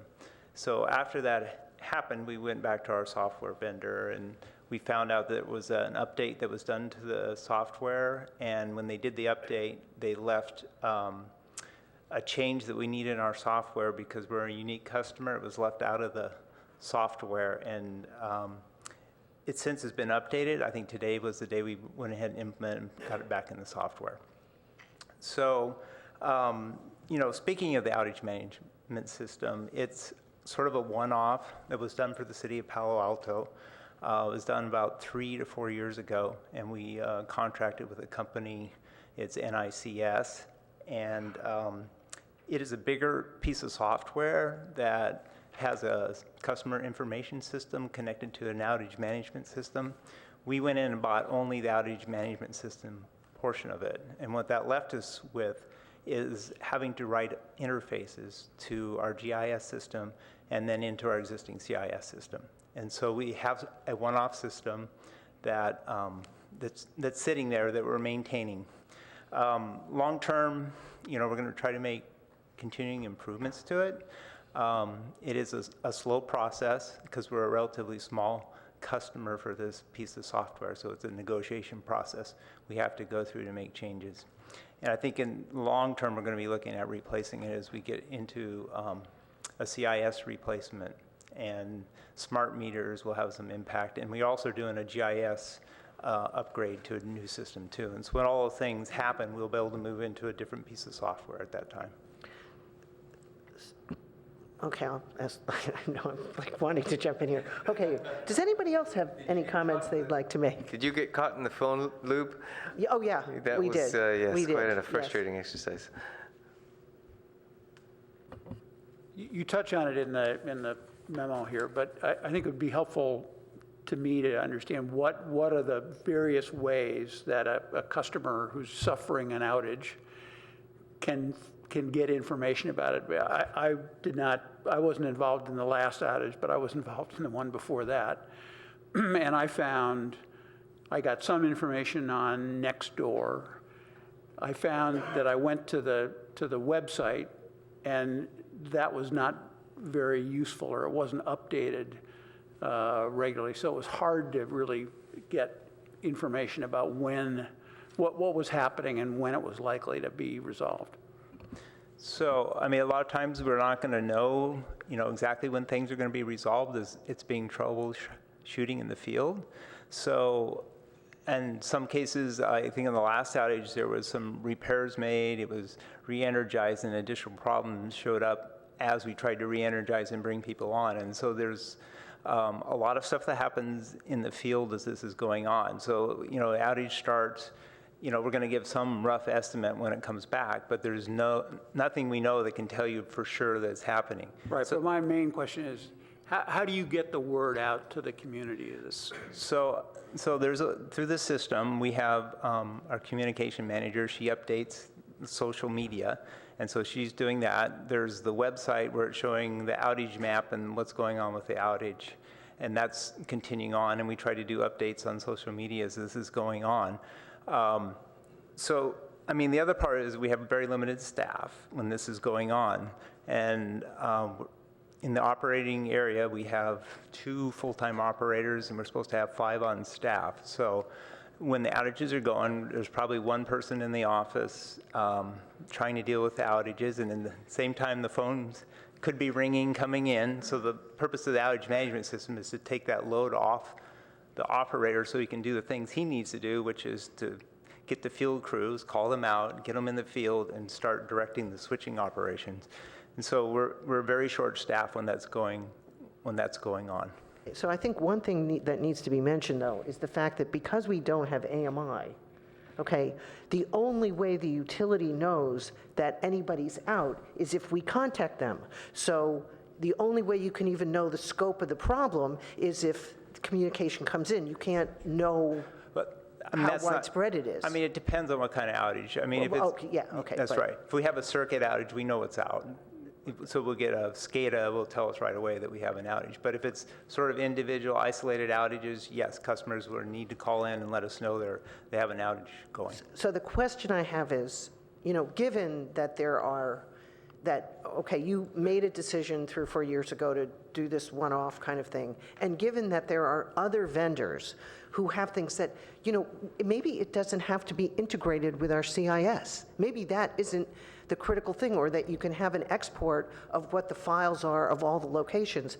And I just think that this idea that this has to be a long, drawn-out, horrible, painful thing until we get AMI does not make sense to me, based on that there are companies like West that offer services, there are third-party services that can be done, and I just don't see why we can't look at one of those as an alternative. Well, I'm sure there are other alternatives out there, and we're aware that they are.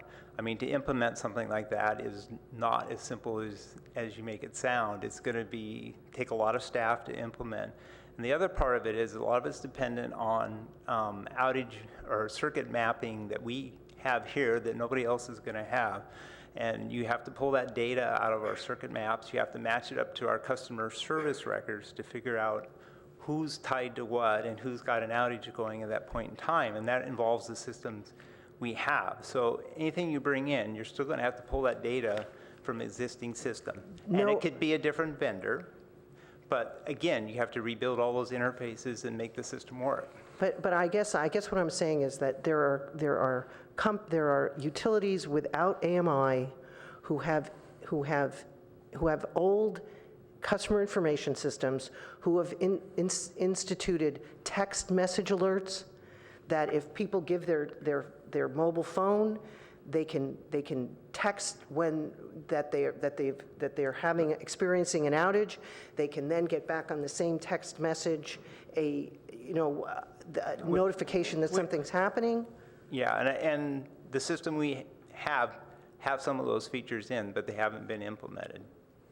Well, they certainly don't work if it has to be your landline. You can't do a text to your landline. No, I mean, but it can connect to the internet and do a text, or you can do it through a phone line somewhere where we can text somebody, or we can do it wirelessly. We can do all those things. Okay, well, all I'm saying is when I read the document that we had in prep for this, I was somewhat underwhelmed that I don't think we have exhausted all the possibilities. And I think the idea that there are things that are really hard and legitimately take huge amounts of time. And I'm not talking about, I don't think a communication system with end customers has to necessarily have a direct integration with your SCADA system. I mean, I think that some of those things can be decoupled. And I think that other utilities have done that.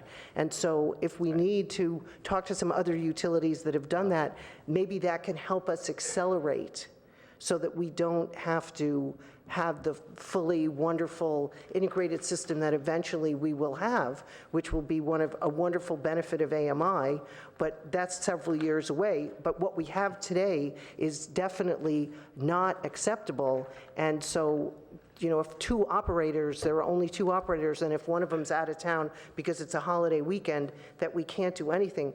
I think that in Palo Alto, California, there ought to be a way to leverage technology that is a little more efficient than what we're doing today. I just don't, and I say this coming out of the software world too. I mean, the last few years I've been in the utility world, but I came out of tech, and this doesn't strike me as one that's insurmountable, I guess. So. Yeah, I don't think anybody's saying it's insurmountable. It's a matter of having resources and apply them to go ahead and make this changes to the system. So. But this sounds like an area where the economies of scale kind of work against us. That's correct. Because we're not PG&E. Correct. And so I assume that the systems that other big utilities used for these wouldn't work for us. Well, they have whole staffs that keep these systems running. I have one SCADA technician doing this, a very short, section of his time is actually dedicated to actually making the system work. So, I mean, it's not that you couldn't run a better system. We certainly could, but it's going to take resources and dedication to make those changes and get the resources available to make this happen. If it's sitting at the top of the list, I mean, I think that we, should consider it as something that we ought to look into, moving it forward more quickly. Have you talked to SEW about how their system that we're getting might be able to be leveraged? I have not talked to them. I'm sure I have staff that have talked to them. I would encourage you to do, because I brought it up with the gentleman at Distributech, and I think they might be able to help us. But this is something that small utilities like eWeb implemented a text notification system. It doesn't have to be a big, huge utility to only do it. I think, and if we have to get you resources, all I'm saying is that this is something that is not. The resources exist out there. It's not something that you have to hire a staff person. It's not something that, we've got to deal with the construction battle with everybody else. I think this is something that it's actually achievable.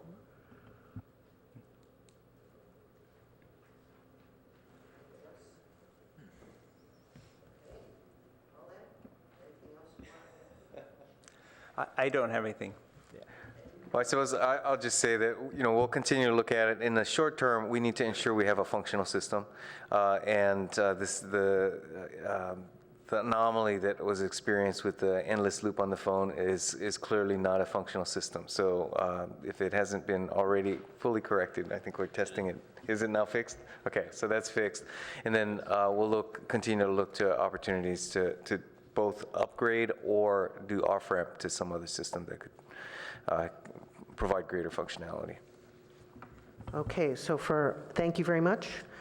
For item number 5, I have a card from Jeff. Do we have another one? Okay.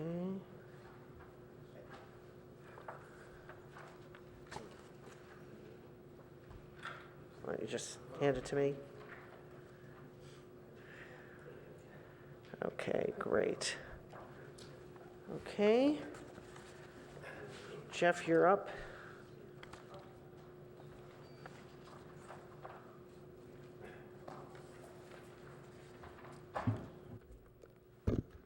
Hi, I'm Jeff Hoyle, and I'm a member of the Citizens Advisory Committee on FTTP and wireless, but tonight I'm just speaking as an individual.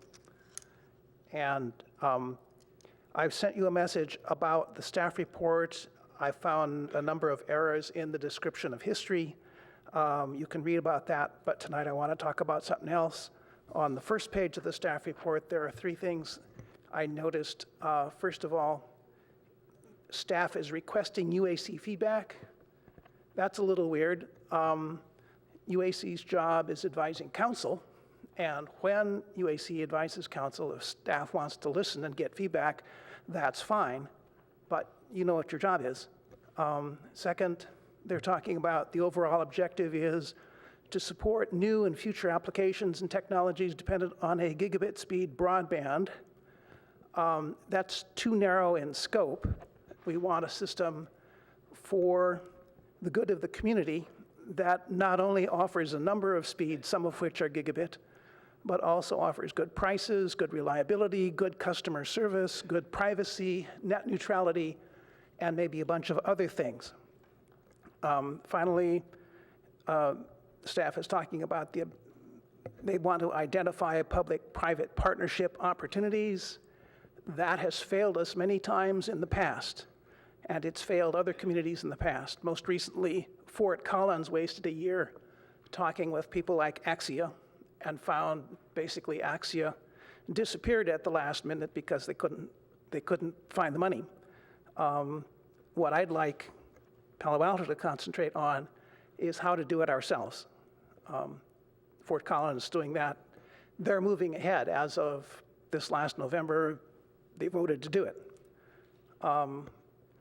Another topic I want to raise, recently, January 22nd, City Council had an item on their agenda, the upgrade downtown project, and part of that was putting in conduit for fiber, just sort of on speculation, not because there was a design that said it needed to be there, but just as long as the trench is open, you have to put it in. The fiber fund was going to be charged $2 million to go about half a mile, which is way, way, way, way, way too expensive. And when staff brought this item to council, they originally bid it out and nobody bid, so they did a single source negotiation and put themselves in a position where council could either accept this particular contract exactly as is with nothing to be changed about it, or they could start over. And council caved and said, okay, we'll take the project as is. They did ask staff to come back to find out whether $2 million was the right price for the conduit for fiber. And when they do that, I hope everybody watches, because I think it's way too high. Councilmember Scharf at one point said, this is a trust issue. When staff comes to us with a utilities contract request to dig up the streets and stuff, we just got to say yes. We got to trust them. I think that's nonsense. I think if council always trusted staff to do the right thing, there wouldn't be a UAC. Finally, Ed Chicada said at one point, the reason that you folks didn't see this contract before it went to council is because UAC never does contracts. I think that's a bad policy. I mean, I think it's clear that once an RFP goes out and bids are submitted, you can't take a look at the bids because the bidders want that information to be secret from each other. But before an RFP goes out, I think there's no reason why you can't, why the public can't see and why you can't see what we're about to ask for. And, in this case, it's a very big deal project. It was, $16.5 million, 18 if you count the contingency. And so it's important enough for you to worry about, and I think staff should bring it to you.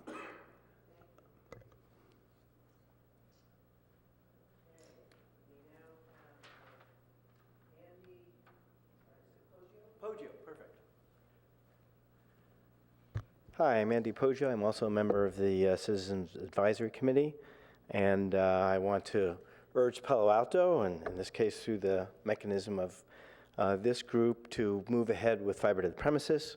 Just make a couple of points about that. One is our federal government has destroyed net neutrality and is moving to define broadband internet access from a very low speed to an abysmally low speed, moving us backwards in time, whereas Palo Alto is about moving forward. So we can't expect good federal support. We're currently served in Palo Alto by a duopoly. AT&T can't manage 5 megabits upload from my Midtown home, already at very low speed. Comcast is infamous for bad customer service. These are not good choices for us. There's a lot of information and concern around a business plan for fiber to the premises. I note that we don't have a business plan for streets. We're all just glad that we don't have to walk and drive in the mud, right? We don't have a business plan for libraries. We all love our libraries. But I ask this group and everyone here, in the last month, how many times have you used a city library? You don't have to say, just think of that number. Then how many times in the last month have you used the internet?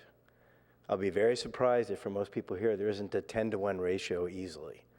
So that might indicate where we should be putting our emphasis in city resources in general. Just a couple more points. One, a lot of people talk about wireless as a replacement. It's not a replacement for fiber. It's fundamentally a shared medium. Doesn't work well when people are streaming, which we're doing more and more of. I'll note that the organizations that build cell towers never use wireless to connect the cell towers. It's always fiber.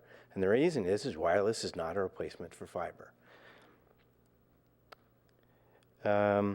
And sort of as a general rule, one approach is, if it doesn't move, connect it by fiber. So my watch, my cell phone, wireless are perfect for those. My house, I'm fortunate to say, doesn't move around a lot, so it should be connected by fiber. One last point. Palo Alto used to be sort of the startup capital, not of Silicon Valley, but arguably the world. I think that's moved north. I think San Francisco is beating us in that respect. I don't think Palo Alto is going to be able to replace North Beach. I don't think we'll be able to replace Soma, but we can build fiber to the premises, benefit startups, benefit existing companies, and benefit our citizens. Thank you.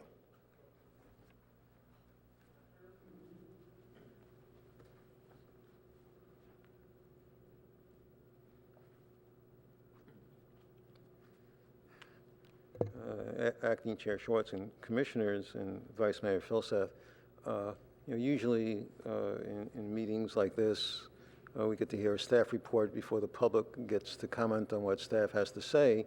But as you heard from the previous two speakers, the kinds of things that you're hearing from the public this evening have nothing to do with the staff report, because staff has decided that it is the one that is making the decision about what goes in the request for proposal. And what the previous two speakers and I are talking about is what a fiber project would be if it's done beginning with the idea of providing a service to the community. That's not what's going on here and hasn't been going on for some time. In regard to the fact that this request for proposal is not being approved by the City Council, I raised that issue at one of the Citizens Advisory Committee meetings that I was able to attend as a member of the public. And sometimes the committee meets privately with staff and they don't notice those meetings. And I said, well, my suggestion is your RFP should go to the council, to which Dr. Reichenthal responded, oh, we never send RFPs to the council. But in fact, when fiber was under the utilities, not like under the last utilities director who wanted nothing to do with fiber, Director Fong, but under Director Ulrich, the City Council approved the RFPs. When fiber project that led to the attempt with Axia was before the council, it was under administrative services. The RFPs came for approval to council. So it's really, who's on the city council and who the city manager is that determines this flow of information. In terms of what Jeff Hoyle and Andy Poggio have said, to get what they want done and what I want done, you need buy-in by a majority of the council, the city manager, and the director of utilities. Because if any one of those three doesn't want to do it, it's not going to happen. The council can decide to do it, but either the city manager or the utilities department can decide not to do it, and it won't happen. It'll be delayed. It won't come out the same way. And so far, currently in this current city council manager system with who's in those positions now, much more is delegated to the city manager on many issues, not just on utilities or fiber. It's more like a business where the board of directors looks at the stock price, and as long as that's okay, well, we'll let the CEO run the thing. But I don't think that's what a city government is for. The light, by the way, here is not working. I know you're looking at the time, but I have no idea what it is. Fine, thank you.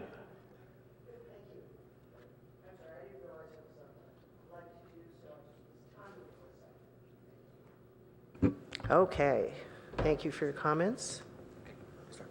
Good evening, Commissioners and Vice Mayor. My name is Dave Yen, Strategic Business Manager, and with me tonight is Jim Fleming, Senior Management Analyst and our fiber expert. So first off, I want to acknowledge and thank Andy Poggio and Jeff Hoyle for serving on the Citizens Advisory Committee and coming tonight and attending tonight's meeting.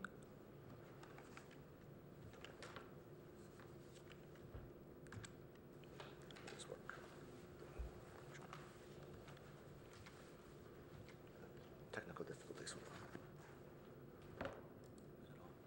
Is it on?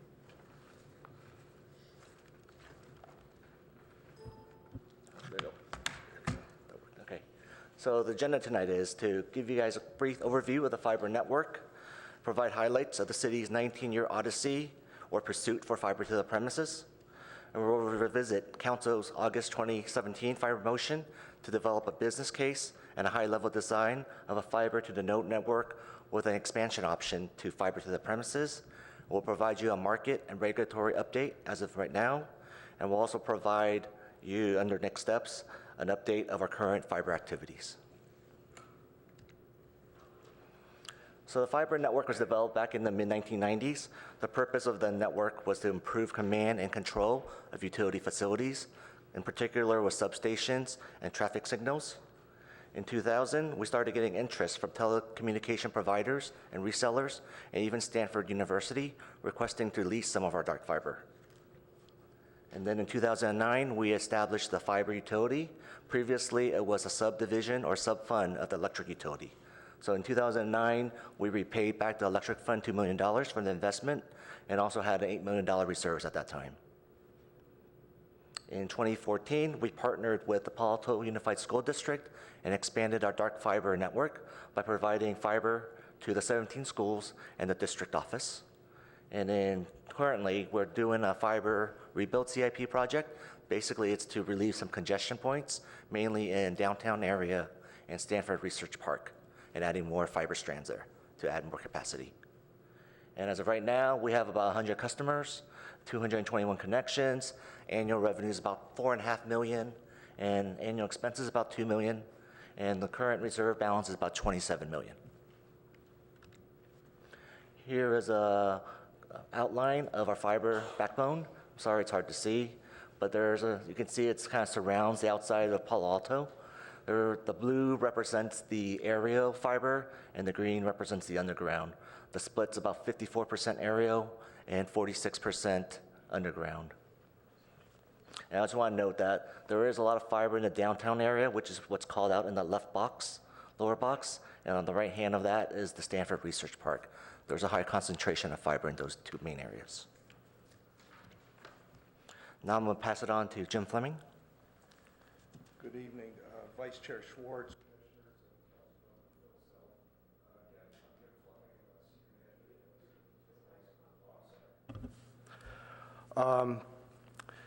This slide lists the various fiber to the premises and wireless milestones since the late 1990s. The history document attached to the staff report provides more details. The milestones include, in 1999, the city issued a request for proposals for a universal telecommunications system. However, no viable bids were submitted.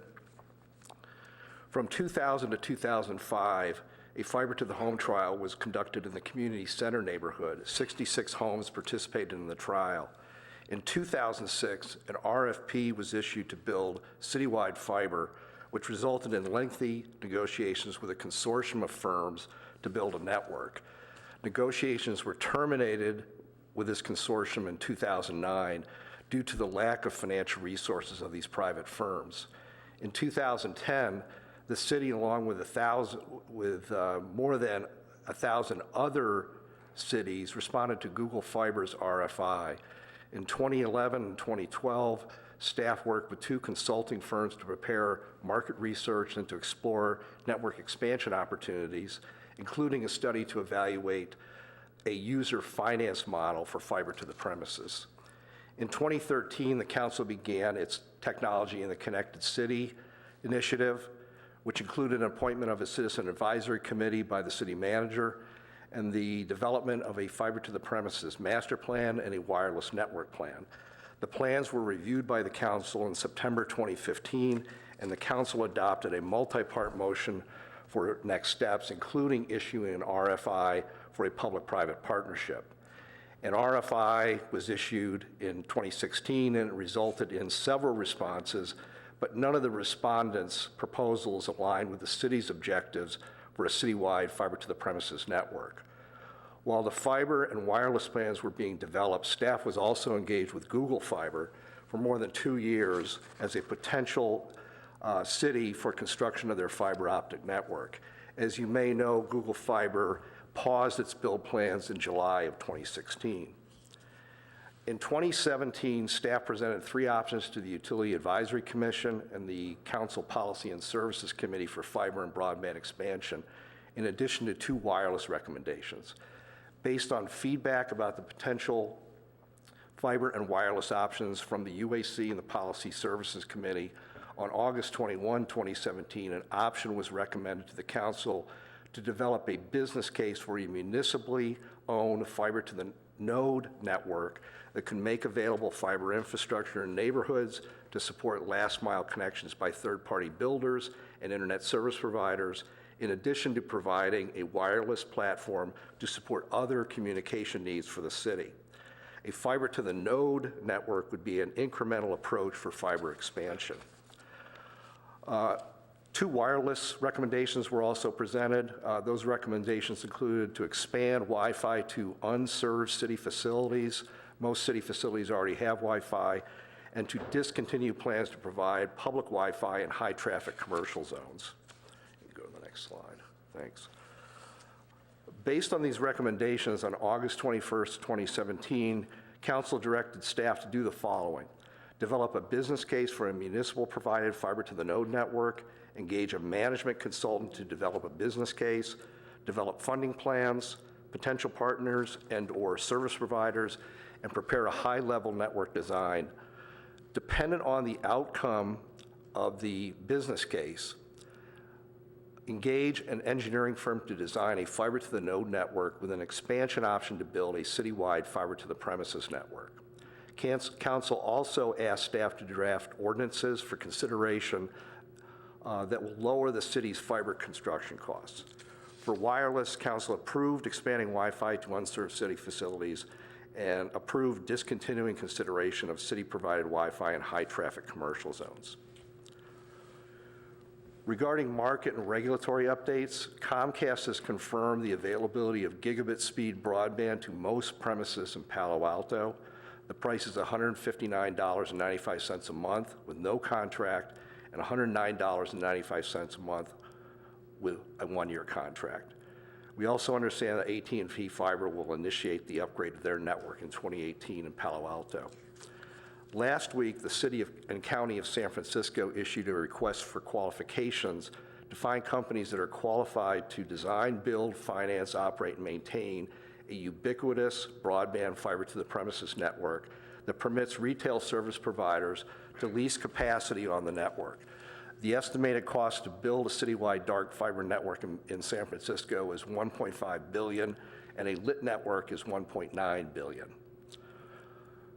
Moving along, what is 5G and when will it be available? 5G wireless technology is the next telecommunications standards beyond the current 4G standards. 5G will be integral to the development of the so-called Internet of Things and to meet the exponential increase in consumer demand for high-performing mobile connections to the internet. 5G fixed wireless access provides connections to the internet via wireless mobile networks rather than traditional cable, DSL, or fiber. Both AT&T and Verizon Wireless are conducting 5G trials in several cities in their operating territories. In terms of small cell deployments, there are currently about 120 applications submitted with Planning and Utilities Department by the mobile operators to install small cell antennas and radios in Palo Alto, primarily on wood utility poles and streetlight poles. The operators need to deploy small cells to extend their service coverage and/or increase network capacity. In terms of regulatory issues of note, last December, the FCC repealed the federal government's 2015 net neutrality rules, which required internet providers to treat all websites, large and small, equally. Opponents of the FCC action are taking the agency to court. Also, there are two bills in the California Senate that would force ISPs to adhere to net neutrality protections removed by the FCC. SB 460 was approved last week and is now moving to the Assembly, and SB 822 is pending. It is important to note that legislators may have chosen an approach that is vulnerable to legal challenges. State laws can be preempted by federal policy, and the FCC's net neutrality repeal orders states to refrain from imposing their own net neutrality laws. In January 2017, the chairman of the FCC announced the formation of a new federal advisory committee called the Broadband Deployment Advisory Committee, which provides advice and recommendations to the Commission on how to accelerate the deployment of high-speed internet access. The committee is beginning to issue draft recommendations for model codes for states and municipalities, which will streamline siting requirements, competitive access to broadband infrastructure, and removing state and local regulatory barriers. The committee is made up of telecommunication industry representatives and representatives from the public sector. Last October, Governor Brown vetoed SB 649, which proposed to scale back local government permit processes for antennas and equipment for wireless services. Many cities, including the city of Palo Alto, opposed the bill. Nevertheless, it is likely similar bills will come back this year, both at the state and federal levels. That concludes my remarks. So before I go to the final slide, I just want to see if there's any questions. I know Jim just covered a lot of material under the markets and regulatory. Anybody? On this side? So what, I have some comments, but it seems like, why don't you do your slide and then I'll. Okay. So this is our next steps. So we've been working with the CAC for the past couple of months on the statement of work for the RFP. It's currently under review by the City Attorney's Office. And like Jim said earlier, the goal is to identify potential applications for gigabit services or gigabit speed, including the costs, the benefits, and whatever revenues it may derive. Identifying public-private partnership models, developing a high-level network design with cost estimates, both a fiber network and maybe a hybrid version where it's both fiber and wireless. The timeline right now, we don't go very fast, unfortunately. From issuance to awarding of a contract, it takes about 4 to 6 months. So right now, the plan is to issue it in March, so we probably won't have a contract awarded until June or July. So that means we probably won't have any findings brought back to the UEC or council to the fall or early 2019, just so you know. I'll continue for now. We can answer some questions, unless you have some questions now. Okay, so one of the things that I would think would be helpful is we have individuals who are members of the CAC, but they always speak as individuals. So I think it would be helpful to us to hear whatever is the official position of the CAC in terms of how that's stated, so, and to understanding, with the list of who's on it. Okay, so I think that would be something that would be helpful to us that we could maybe study in the interim while you're doing that. My concerns fall into a couple of areas. One is, given the challenges that the city is having with staffing, I'm having trouble understanding that if we added a whole new utility that required a lot of people to staff it, how we'd be able to do that. So that's one of my concerns, is how that could work. Another is that something that I think would be really helpful to us in terms of our understanding of it is to have a chart that shows on one side what are the different use case applications of what people want it for, and then what happens with today's environment, what happens if there's fiber to the home, what happens if you're using 5G or whatever wireless, so the options across one axis, and then the application. So if the issue is, you've got 5 people in your house watching movies, what are the things that, because this is one of the things that's always been missing when I've seen any evaluation. I'm not a tech geek to know the megabit speed and that isn't like, what is it that you're trying to do, and what can you do now and can't do, okay, by other means. Okay, so I think in whatever next document or presentation gets made to us, that would be a really helpful, useful thing. Another thing that I think we need to understand is the purchase appetite among Palo Alto residents. So if, and Catherine, maybe this is something that we can do as a survey. We have, several people who are very dedicated, who come to all the meetings and express their concerns about that, but it doesn't seem to go beyond ever 5 people that I've seen since I've been on the UAC. So is it possible to do some kind of survey to find out, once we've done this application chart of knowing what the things are, what people in the city think they really need, and is it problematic for them, and how broad is the concern? Because, I think the issue of, are we going to be able to have enough businesses or startups want to be in Palo Alto? Somehow, I just don't think that's our problem, is attracting people who want to do business in Palo Alto. I don't think we're losing businesses because we don't have fiber to the premises.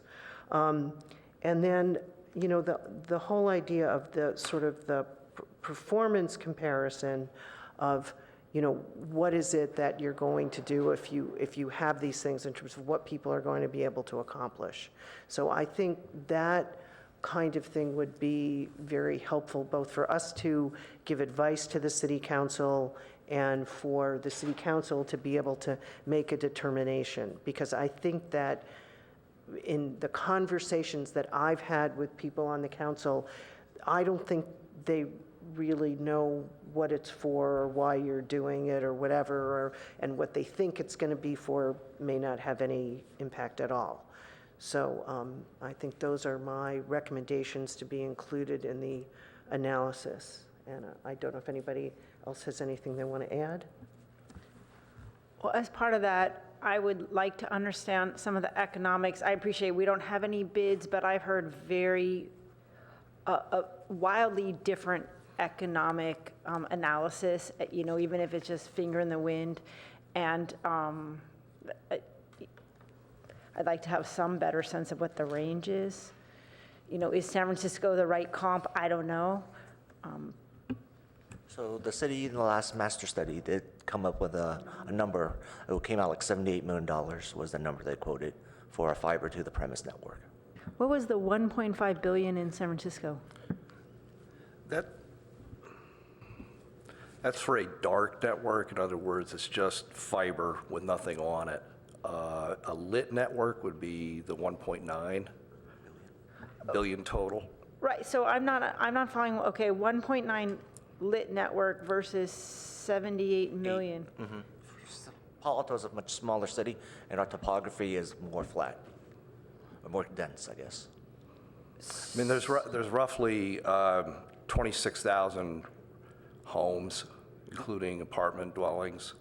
Palo Alto, San Francisco probably has, and this is a guess, probably 300,000 to 400,000 dwellings. So that would be the difference. So I guess I'm not following why San Francisco is a comp for us. It's not. It's necessarily a comp, but it's a model that is emerging perhaps for a public-private partnership. Their objective is to find a partner to build out the network, and for the partner to absorb most of the cost and take most of the risk of building the network. So we've been just basically monitoring their progress as well and see what they're asking for their RFP. Okay, thanks. Can I ask you a question, though? Because that's for fiber to the premises, and we're about to issue an RFP for fiber to the node. Right. So So yet another way in which it's not really a comp, if I understand correctly. So in the RFP, we're going to have both a combination. One is fiber to the node, and also an expansion option to fiber to the premise. So For the full city, or just for a pilot program of one neighborhood? Full city. Okay. And that's for design and an estimate of the cost and a list of the, like Commissioner Judith said, Schwartz, the list of potential opportunities or applications. But I do like the advice about the application matrix too. So we'll include that as well. Thank you. Make it easier for people to understand what we're talking about. And then the cost estimate for the fiber to the node network right now is about 15 million, is what we're guessing. One thing I wondered that the two-phase fiber to the node and then the last mile to be put off, are there any economies of scale by doing it straight to the premises rather than doing it in maybe not at all, or a two-part phase? Well, doing to the premise that there's probably more efficiency, but it's going to cost the $78 million or so, roughly. So the question is, do we have the appetite? Right, I understand that, but it's 78 million, let's say, to the premises today, but if we do it to the node and then later to the premises, would it be a lot more than that? Potentially, I guess we could ask that. But ideally, we would like to find a partner to help with that last mile. And again, we've talked about it before, but the idea of having use some of the special the fund of the money that's been generated by the fiber, that if someone makes a case for a creative business that needs this fiber to the premises, and they can make that we support it, that we fund it as a city because we think it's important. I think that that if part of what we're looking at is vitality of potential businesses, of somebody coming up with something really creative that they're doing, an immersive virtual world, and we really want to have that happen in Palo Alto, then I think that would be a good thing to make a case for, that we should give it to them at a reasonable price, because we can afford to do that out of the fund. So I think we can be creative where that really makes a difference, or if we end up with a commercial solution to let there be that if there are people who need support for being able to get broadband to their house, that we can do that and we can have subsidies for that, I think would be a reasonable thing to consider in that.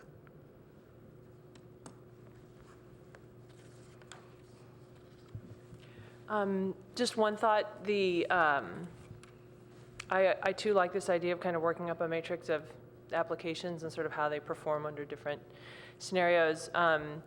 One application that I'm interested in is the sort of enabling people to work from home, which like really good, Skype or FaceTime or video call connections can be really enabling for people. And that leads me to wonder, is there any way to quantify the positive impacts on the city of people being able to, the pressure it relieves on traffic, for example, and other sort of ancillary benefits that come from enabling certain applications?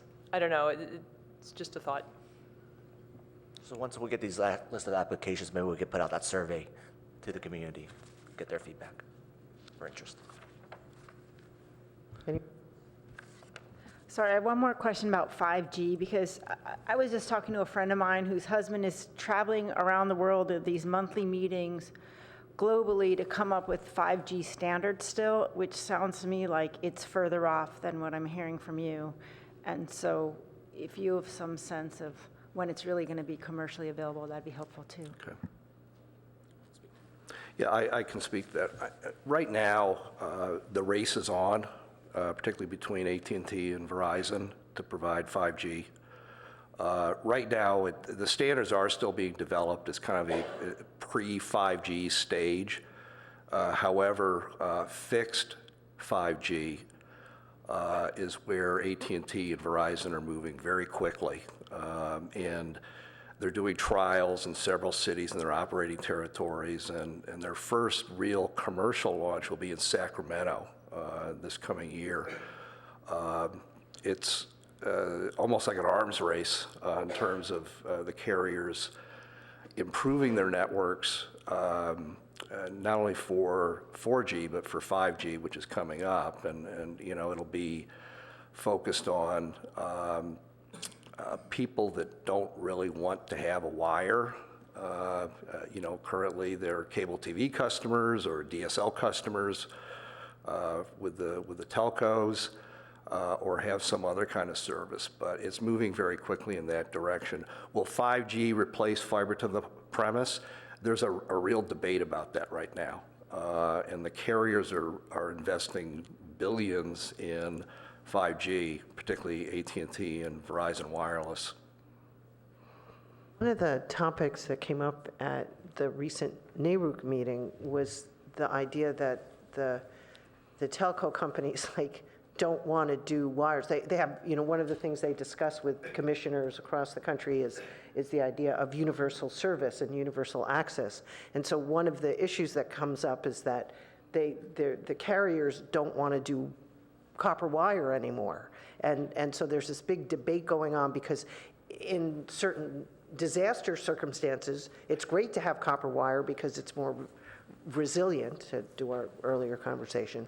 And so I think that this is something that isn't just about, other kinds of output, but just in terms of phone service, that what the carriers want to do may not be in the direction of all the citizens. The other thing that I do think we should look into, or sort of put as in our thinking, is this idea of net neutrality and what happens and what's the battle, and does the fact that is this something that really does change the equation in a fundamental way from what we talked about before? So would this protect Palo Alto residents from unfair gaming of the system?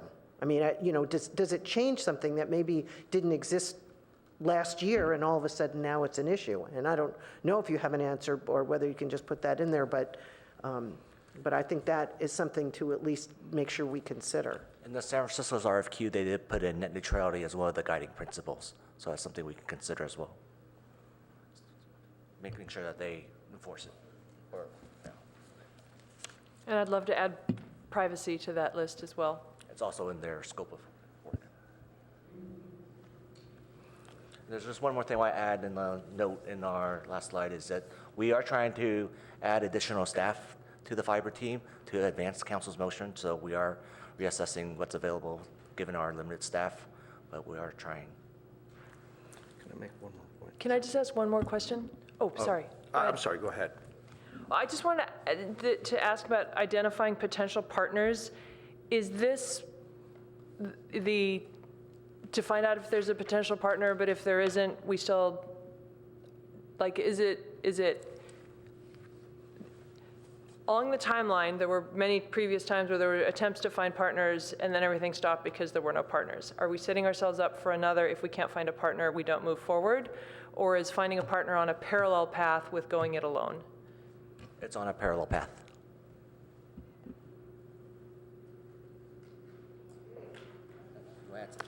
Sure. If I could just add one thing. One of our CAC members, Andy Poggio, made a real good point in his comments. And Andy, I'm going to paraphrase.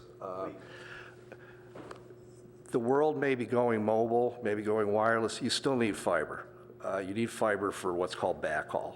And those networks are not able to perform unless there's fiber for the backhaul. So it won't be a totally wireless world, but fiber is very important to the development of, existing networks and the future 5G and so forth. But that's important to bring out when you talk about these applications. What is it that we cannot do now that we would be able to do if we had this fiber network? And also, do we equate fiber to the node with backhaul? Yeah, it would create opportunities to license more fiber. As networks are built out, there will be a demand for dark fiber, and that's exactly what we do right now. So there would be a possibility of new opportunities to license dark fiber to the carriers and others. It's going to go on for a long time, and fiber is a very valuable asset, particularly in a more mobile world. Part that's the question is, do you do fiber to the individual premise? Okay,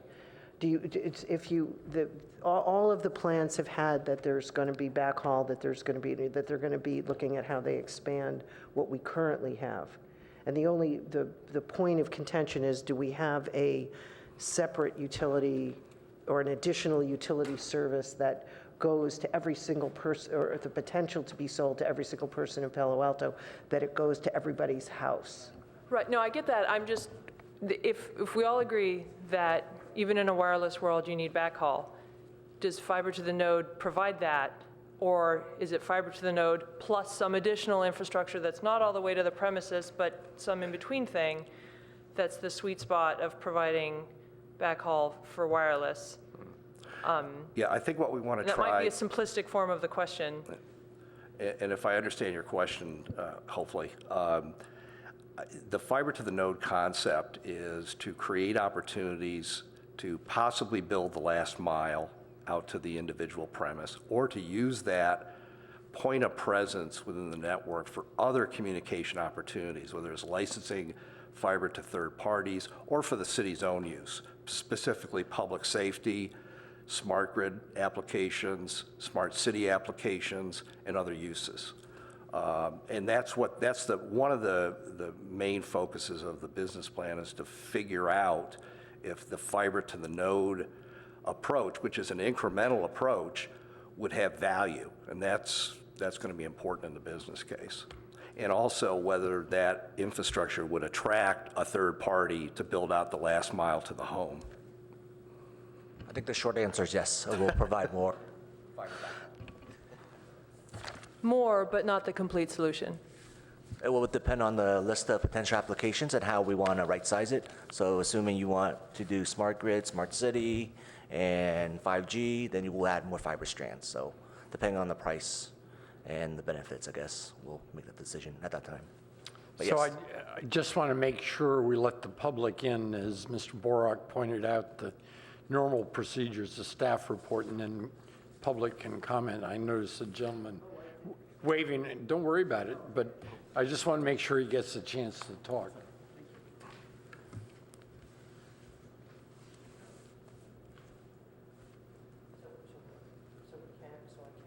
Sure.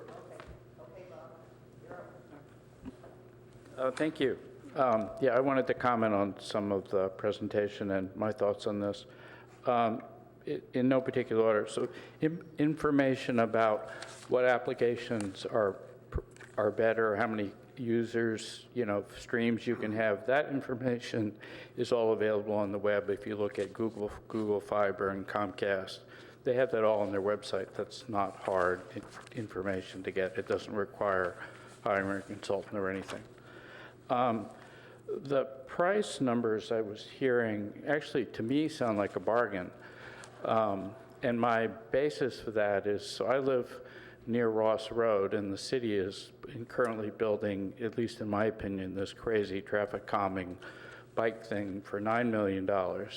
And that's just for a little, one road in Palo Alto. So if we can get fiber to everyone for $100 million or so, that sounds cheap to me. So I don't, the city is willing to spend lots of money on other kinds of stuff. So to me as a resident, I would be happy to see my money being used for fiber to the home.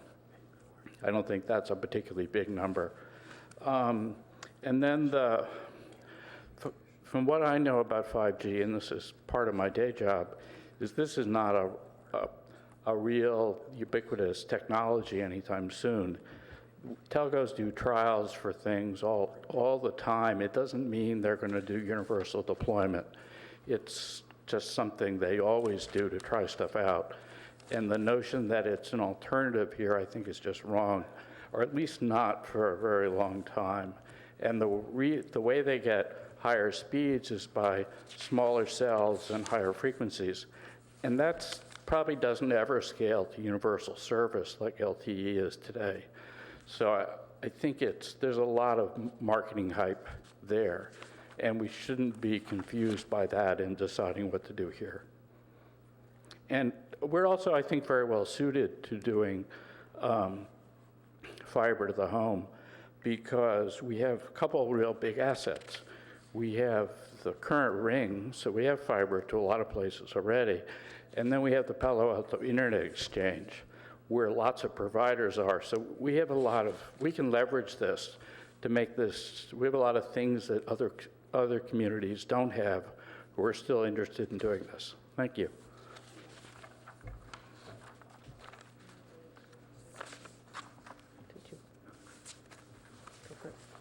Hey, I noticed in the staff report that if you look at the revenues on the existing fiber ring, that almost half of them come from resellers. What kind of people, who is that? Is there any groups we've ever heard of? I mean, it's obviously not AT&T and Verizon. But. They're mostly what are called CLECs, competitive local exchange carriers, right. That they don't necessarily own facilities themselves. They either ride on AT&T's network or they find dark fiber to resell telecommunication services. So then is it consumer-oriented kind of folks, like a Sonics or somebody like that, or is it business-oriented, like a Brooks Fiber or somebody like that? Or? It's weighted more towards the business area rather than residential. There is a little bit of residential, but it's more weighted towards the business sector. All right, thanks. Okay, any more comments? Then thank you, gentlemen, and we'll move on to our final item, which is the selection of potential topics for discussion at future UAC meetings and potential designation of UAC ad hoc subcommittees. Yes, you've got a fairly filled out 12-month rolling calendar. So it's looking at your docket over the next several months. Just kind of picking up on a couple of the items that were discussed this evening, the designation of a budget subcommittee would be certainly in order. If, again, volunteers willing to do that. And also not shown in the docket of upcoming meetings, the resiliency workshops. So presumably, if you wanted to do a subcommittee on that, we would schedule the workshops based upon the scoping and invitations to additional speakers.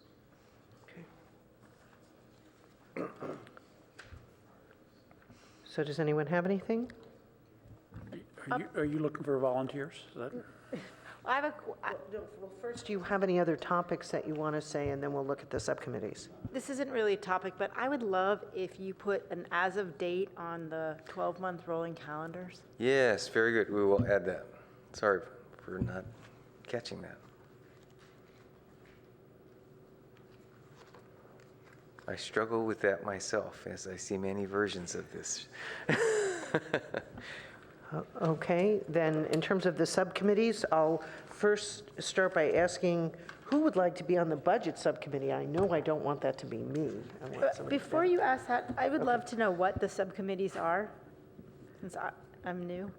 Well, it's really at your discretion, but typically we do have a budget subcommittee. Is really the only standing annually that is a part of the run-up to what the UAC sees as the proposed budget from the manager and ultimately for city council discussion. And based upon our discussion here this evening, the resiliency would be the other. So I would be happy to volunteer for the budget subcommittee. I enjoyed doing that last year.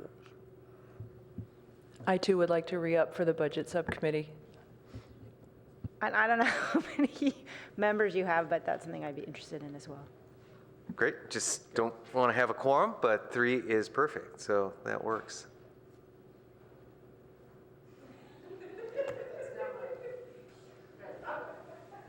I'll go for resiliency. If we hadn't gotten 3 out of the 5 of us, I was going to recommend the 2 missing members. Right.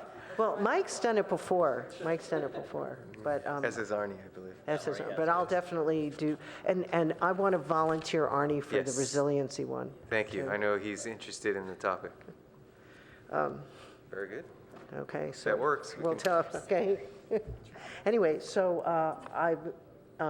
so do we don't, it says action, but we don't need to do any formal anything. I think do we? that's fine. We'll take it Okay. under advisement and we'll set up follow-up meetings with each of you. Then I think we're adjourned, and we're only 5 minutes late. Okay, Great job. Miracle. right, and we You're just want to know. permanently chair. Right, okay, so anyway. Okay, thank you very much, everybody.